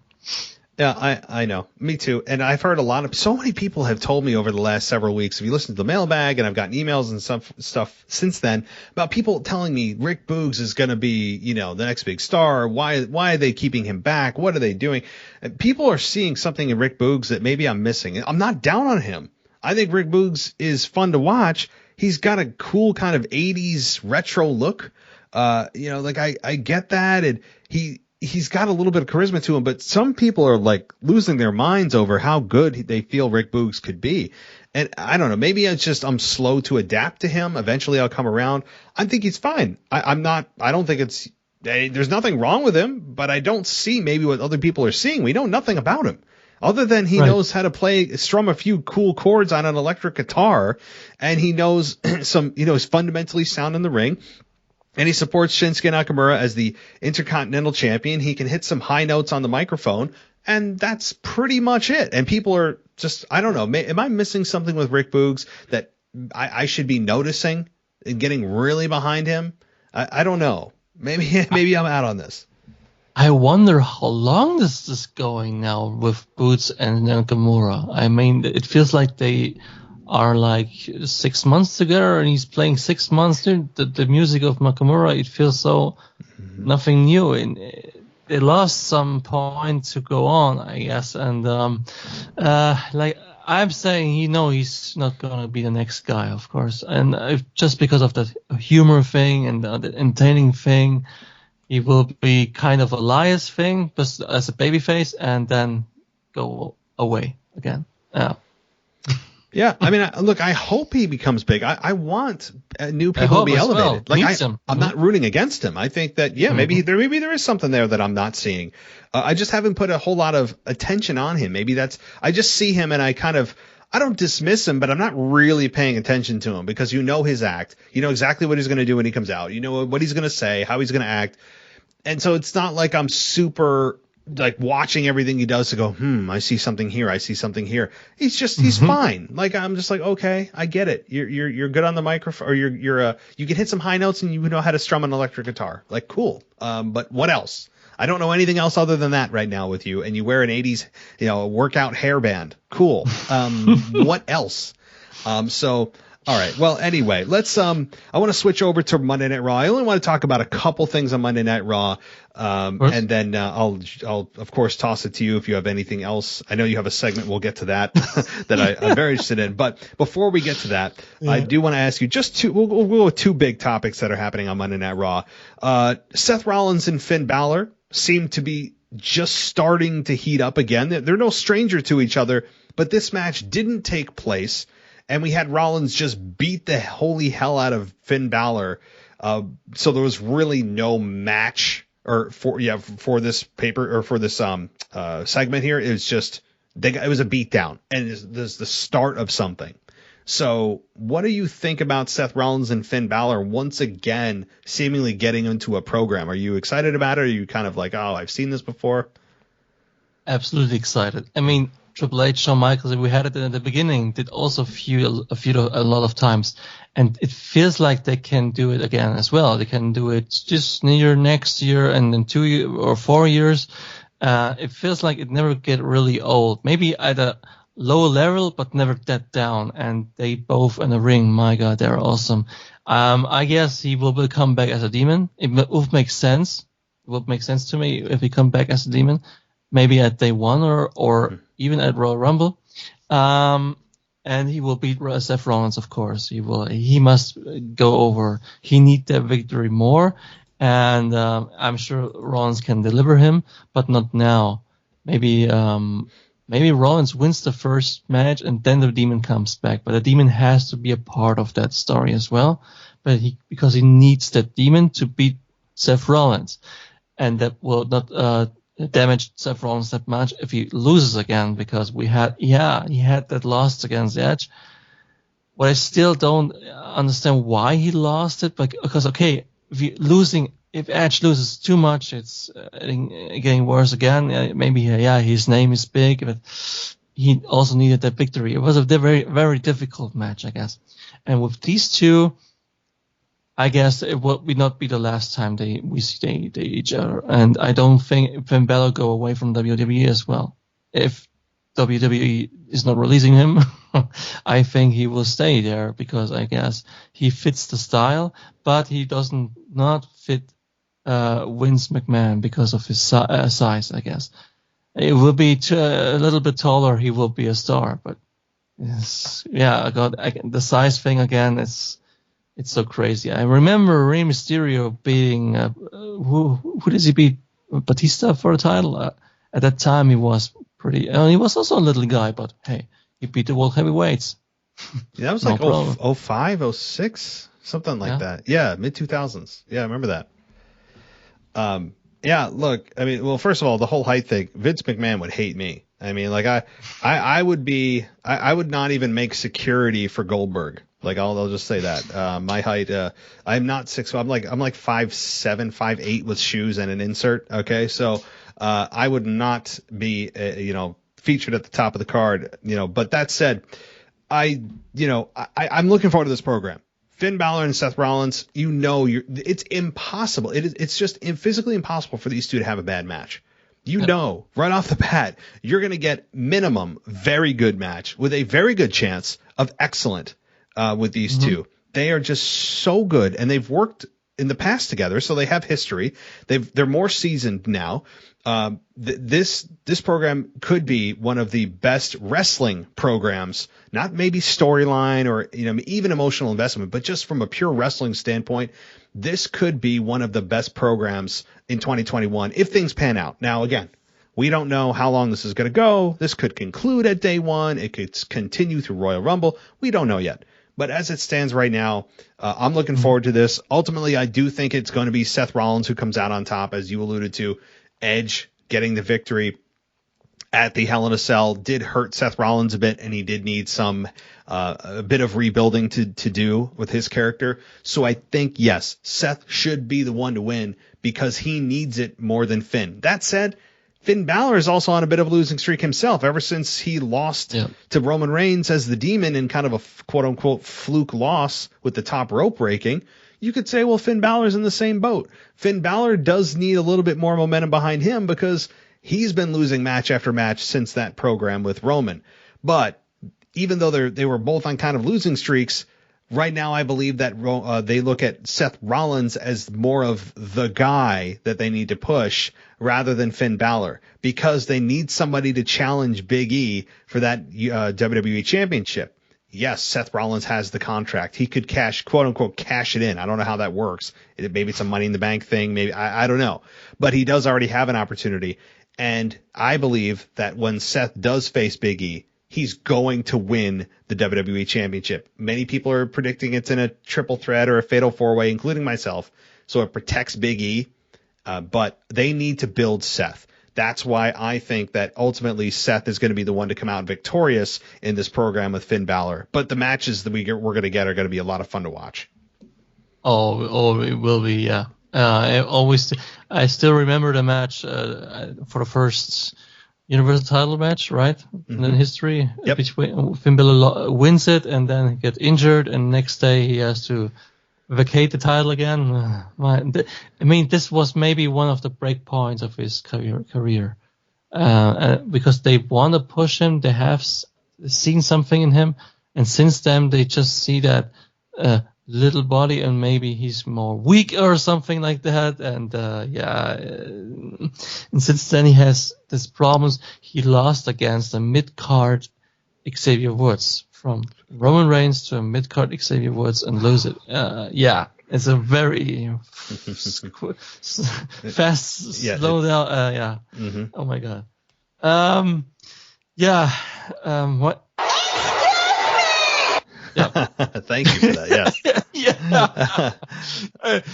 Excuse me. It's the same thing I would say now for that. Yeah. I hope Finn Balor will be a star at WWE, because he's still in the very good age to build him, but I'm afraid he will be not. So yeah, Seth Rollins has to be step in. Yeah, because Seth Rollins will. If Roman Reigns will go some 2 years, maybe be a part-timer, Seth Rollins is that guy in WWE. He's that. Yes, and I do believe that. And I do believe that Seth Rollins is way more interesting as a champion than Big E is. And that was my second topic about Raw before we toss it to you for the fun segment, and then we'll close the show, is Big E as champion. Now, I may be in the minority, although I'm thinking people that listen to wrestling podcasts are probably more in my camp, probably, that Big E as champion is kind of boring. He's not inspiring at all. Of course, I've given my reasons a million times. His music is not inspiring. His promos actually have gotten a little better. He's a little more serious. I'll give him that. He's improved there. In ring, there's never been a problem with Big E, but he's just not inspiring. You don't hear the massive pop that they probably hope would happen when Big E wins the championship. He got the big one when he won it, but that's just because it's a big moment. Oh, people know, he won. Cool. He cashed in. I was here for it. Yay. And then after that, he hasn't gotten those big pops that, I think Vince was hoping for, and he's just not exciting as a champion. I'm sorry, he's not exciting. He's not the worst WWE champion we've ever seen. I'm not saying that. We've certainly had worse, but he's just kind of He's just there, and he's a transitional champion is what I look at him as. I know that's people, it's disrespectful. It's a fact. Like, there are people that have been transitional champions in the past. Dolph Ziggler cashing in as the Money in the Bank winner how many years ago, the Monday Night Raw after WrestleMania. He was a transitional champion. You have people that play that role. I don't think that they intended it, but I do think when we look back, you're going to say, it was a solid run, but ultimately it was just to transition the belt to somebody greater. And I believe that somebody greater is Seth Rollins. Seth Rollins is on a different level right now. So what do you think about Big E as WWE champion, and do you think Seth Rollins is going to be the one to take it off him? When I listen to Big E, he's not saying the words like he was at that time in New Day, but he has the same style how he says it. It's like he's shaking still a little bit. It's like he was too long in this faction. He has so much insight into him, he can't get rid of it. He needs to speak totally different, I guess, like more serious, more deeper. I don't know. It's still like I still see him as a part of the New Day, and it's horrible, I guess, and horrible to step up, and because you always glitch down from the top. You cannot stay at the top. It's just going there and fall down again. And to me, he's not a good champion as well. You're right, because he has not that. Seth Rollins has a lot of different characters played in the last few years: babyface, heel, corporate, and now this is a Messiah thing. Big E hasn't. He's always the same guy, and now he's just reborn, but he's much too young to be that new great person he can be, but he's just still a New Day factory to me, and that's pretty bad. And to me, I agree he's boring. I agree also he need to build, and that the build was way too fast in my eyes, especially when you break him up after so long time from a faction. Make it really, he should have squashed Xavier Woods and Kofi and go away and then he's going away 2 or 3 months and then bringing him back with pretty new voicing, out of the time kind of talk, and this will be a good impact, I guess. Yeah, definitely. I mean, I think that Big E, after he loses the belt, is probably not going to be in the WWE title conversation for a while. I think that, I mean, he'll probably re-challenge Seth and he'll lose again, but Seth Rollins, I think, is going to carry the belt. After he wins it, I believe he'll win it at day one. I think Seth Rollins will carry that through WrestleMania, maybe even beyond. I mean, it may not be just a 3-month title run for Seth. It could be longer. So I think that, Big E he's done, to me, it hasn't been disastrous. It's been okay. I don't know. People, it's just okay. And I shouldn't feel that way about a WWE champion. I mean, I shouldn't. The problem was they told us he was breaking away from the New Day last year, and he kind of started to do that, but every chance they got, they would reunite them backstage, or he would start to pull away and make his own identity, and then he'd start doing the gyrations and the hip swivels and the claps and all that crap that tied him back to New Day, instead of just creating and blazing his own trail. And it's facial. Yeah, exactly. And it's going to take a long time. If their goal is this, it may not be, but it's going to take a long time for them and Big E to kind of wean that stuff out of his system, where it's just not a reflex that he just starts speaking in New Day tongues, essentially, and he actually just finds his own voice. This is what I mean, maybe tongues, right? Yeah, this is the style of how he speaks, not the words, how he speaks. Yes. He's the New Day guy, just speaking different things. And that's what I mean. But he's the same style, and that's and he's close. Why not put him in a cool, nasty suit or something nasty? He's a huge edgy dude. Yeah. I know. You see how Bobby Lashley looks in the suit? Not that bad. He's looking badass, right? Bobby Lashley is just the guy is a superhuman. I mean, he is insane, and but all right. And I don't get why Vince does not book the match. It is so obvious. Brock Lesnar and Lashley. How long do we want this match? How long? It's so perfect. I will say this: when Brock Lesnar is done with Roman Reigns, because I don't think Roman Reigns and Brock Lesnar is going to WrestleMania. I'm in kind of the minority. I know a lot of people see it going to early April. I don't. So I think I think Brock Lesnar is going to face Lashley at WrestleMania. That's my prediction. I hope so. I hope so, because we all want this match. Damn hell. Yeah, let's do it now. I mean, they're both healthy, and they're both more than capable. Time is not on your side. I mean, you don't know what Brock's going to do year to year. He's probably on a short-term contract. What if Lashley gets injured? You don't want to wait with all the variables of waiting for that. So one last question I'll ask, and then I'll toss it to you. Do you see The Rock versus Roman Reigns anytime soon, or is that maybe slated for next year?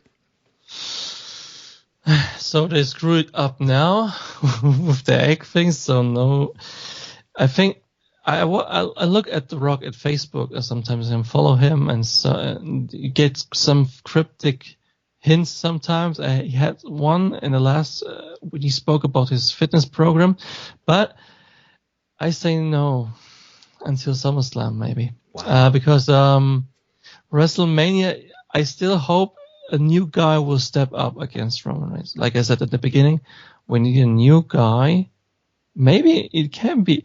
So as crazy as it sounds, why not go with Austin Theory? Why not? Build him now, from now. You have begun this with him.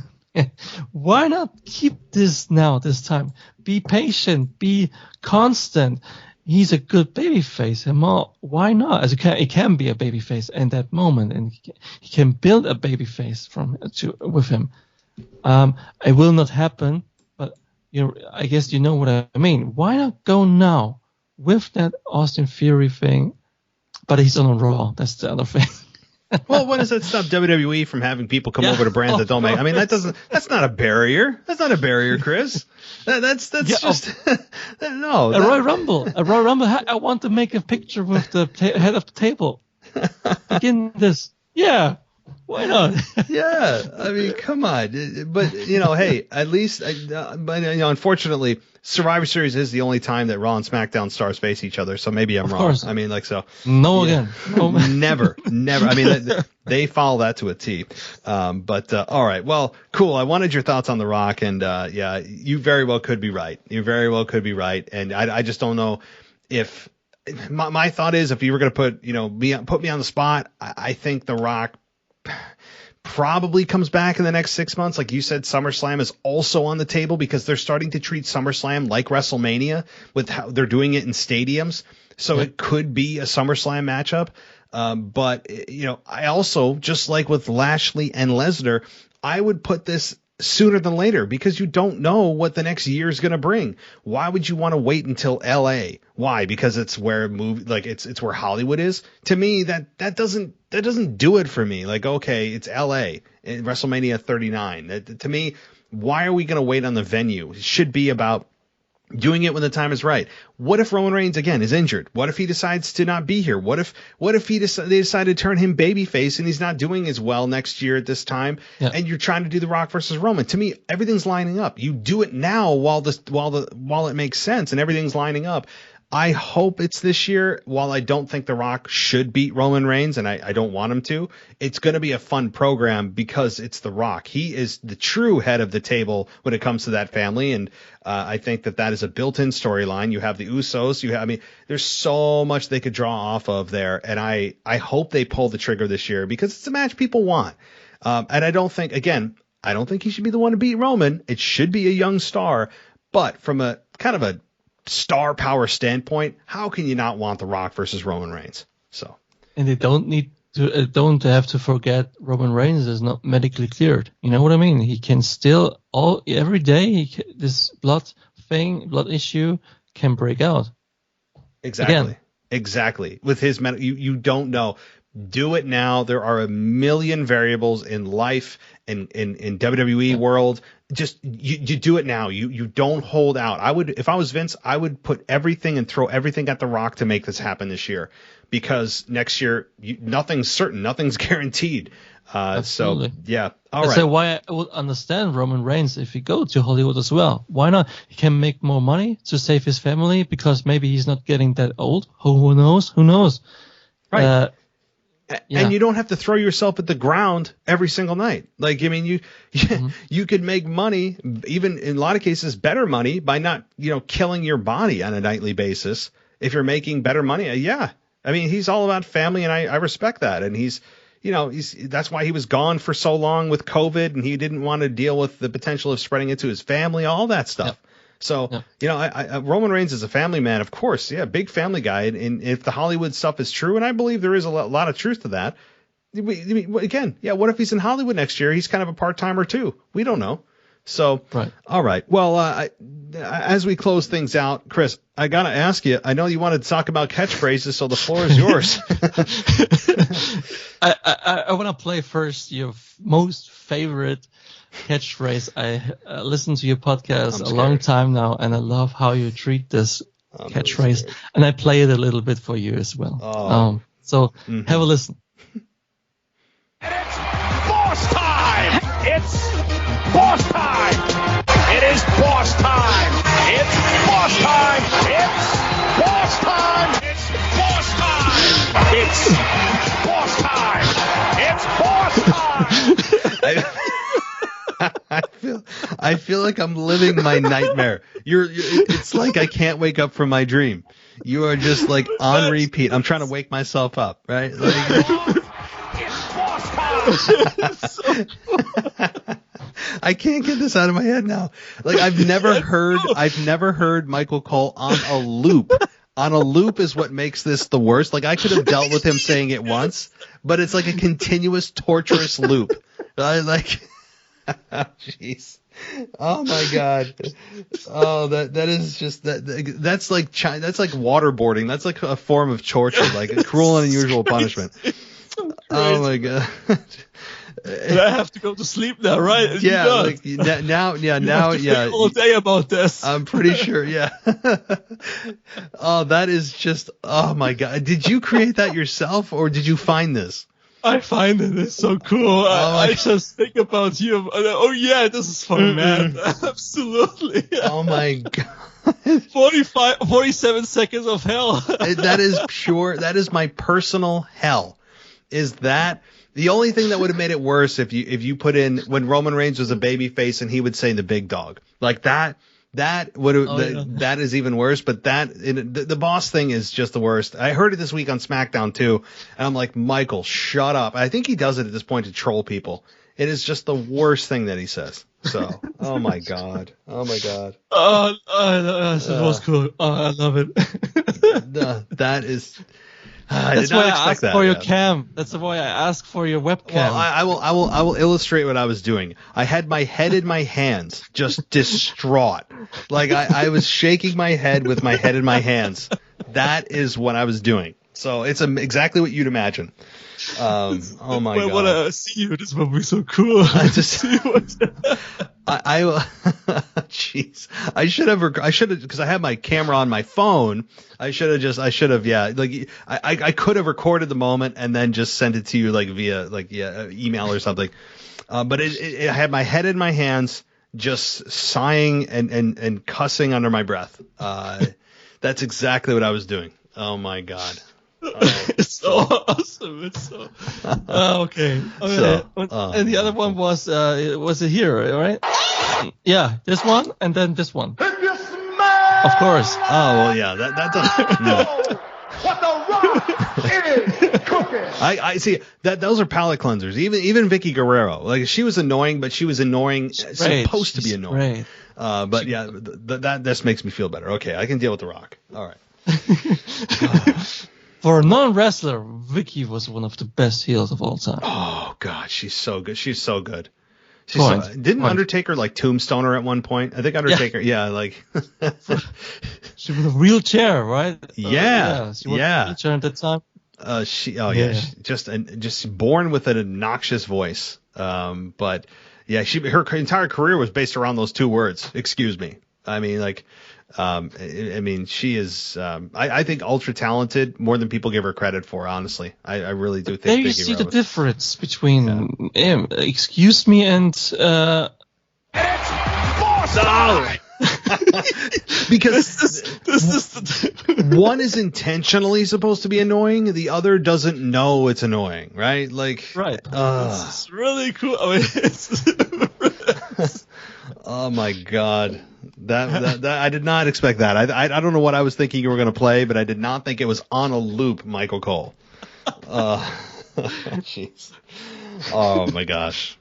Well, I have making dreams today. Yeah, no, that is absolutely. If I was going to pick a dream out of my bank to make true, that would have been it. Is boss time. I mean, there's listen to this 24 hours for $10 million. Oh my God! Oh, 10 million on a loop. 24 hours. I don't know, because I mean that's a lot of money probably, but boy, I'd come out mentally screwed up. Like I would need therapy for months, and like a lot of my money would go to therapy. I don't know. That would be awful. Because you are the boss of the podcast, so the people have to play this normally. It's boss time. My man is here. Oh God. Maybe nobody else is annoyed by this like I am. I am like so. No, it's so cool. I really laugh while I'm driving my bus when you make this fun of the catchphrases. And it's not the only one, but it's the most I reconsider at most. I'm getting so much angry if he says that one more time. So, But I'm not BSing. Like, I mean, I truly feel that way. Like, I'm like, who? Because the boss thing, I'm like, Mike, who exactly is she the boss of? Like, let's break this down. Who is she the boss of? Just because she says she is? Like, what has she shown she's the boss? What does that mean? Right? Like, there's no logic to this other than just it sounds like a cool catchphrase I could put on a T-shirt. I don't know. But that was the thing what Sonya Deville did say. Yes, she did. Yes. The boss, that was the thing. I'm the boss because I have the suit. Yeah, cool. That was a moment, yeah. And this look and that. And then she goes away and Sasha was speechless about that moment. Cool. Yeah, that was cool. Yep. That was a good line by Sonya Deville. I got to say that. That was good. Yes. And I also remember Michael Cole. You have given credit. I remember the anonymous general manager thing. Do you have your attention now? Like that. What was it called? Attention. No, he said, and I quote. And I quote. Yeah. And I quote. That was but he knew that was annoying. And I mean, well, first of all, the anonymous Raw GM storyline was just terrible because there was no payoff, and that just showed you they had no payoff. It eventually showed it was to be Hornswoggle, but they just wrapped it up because they didn't have an ending for it. And they just decided to make a hilariously bad ending. But yeah, the end I quote thing was intentionally supposed to be annoying. Like, Michael Cole at that point was playing the heel character. I think that was at the time he was facing Jerry the King Lawler at WrestleMania. Mm-hmm. So. Oh yeah. Yeah. Okay. God. There was I have to do this. I'm sorry for that, but. You never know when I strike again with this. Okay. Yeah, I never know. Yeah. Now I'm gonna have my guard up next time we talk. Like, what kind of loop, what kind of hellish loop are you gonna play for me next? You know, I'm very concerned about this. I mean, maybe you'll make a compilation of like people saying messages and delivering statements and the word momentum. Like, maybe you'll just like have that on a hellacious loop. I don't know, but. Oh, God. I was not prepared for that. Really? What? Really? The Miz. Yeah. You have some others you don't really I'm like? Not, I shouldn't reveal this to you because then you're going to go seek these out, right? Like, I need to be quiet. I need to keep these annoyances to myself because then you're going to seek them out and torture me. So. One time. It's boss time! It's boss time! Okay, I'm good. We good now, okay? Oh, gosh. I'm choking on my water. Oh. I thank you very much for this podcast. I enjoy it really much. It's 5:00 now. Yeah. Yeah, no, you need to go back to bed. Yeah. No, definitely. And I need to take a swig. I don't know if it's going to be of water or something stronger. After having to hear all that, so oh my goodness. Well, thank you, Chris. I hope the people listening to the end of this because they don't have to miss this. They don't. Absolutely, yeah. But I'm sure everybody got a kick out of that, hearing me be tortured on air on my own show. That was yes, absolutely. So, Chris, thank you so much for being here tonight. Again, as long as you're a patron, you're welcome to come on the show. We'll be doing this again sometime in December. At a time that is more convenient for you, less convenient for me, but you did the 3 a.m. sacrifice, so I will be doing like I said, we'll do a morning and it'll be afternoon for you, and cool. we'll even things out. So I want to say thank you, but I guess that would be lying, right? I'm thanking you for 99% of the conversation we had. How about that? Good. All right, thank you so much, Chris. I hope it make your night better today, and thanks to all the WWE podcasts. I mean, you can find me on social media, but I'm German. That's a thing. I have a German podcast, a German on Twitch as well, Uncle Chris show, and but it won't help you because you don't understand German. So yeah, it's a little bit sad. But I always will follow you. I like all your co-hosts. I like the new ones, like the Crisis as well. And shout out to DJ Kuzmo, who's making awesome mailbags, voicemails, and so also of like the casual wrestling fan, Ashley Man, Mary Grader, Damn, Anthony DiMarco. It's awesome to listen to you. I'm listening from Switzerland a long time now, and I'm really fan of your show. And be glad to be a part in the future more times, maybe. Now I'm breaking out from my shyness maybe more because my English is not so good. It's okay, yeah, of course. It's not. I'm missing some words sometimes, and that's. No, as Vince would say, I think it's because you're Swiss, right? Yeah, of course. Yeah. I'm Swiss. That's the problem. That's what everything comes down to. That's why you hold me down now. That's just it. So, all right. Well, very good. So thank you so much again. We will be connecting, I'm sure, very soon. And this was absolutely a blast. So thank you so much. You too. Take care, Matt. Get some sleep. Take care. Bye. Bye. Bye.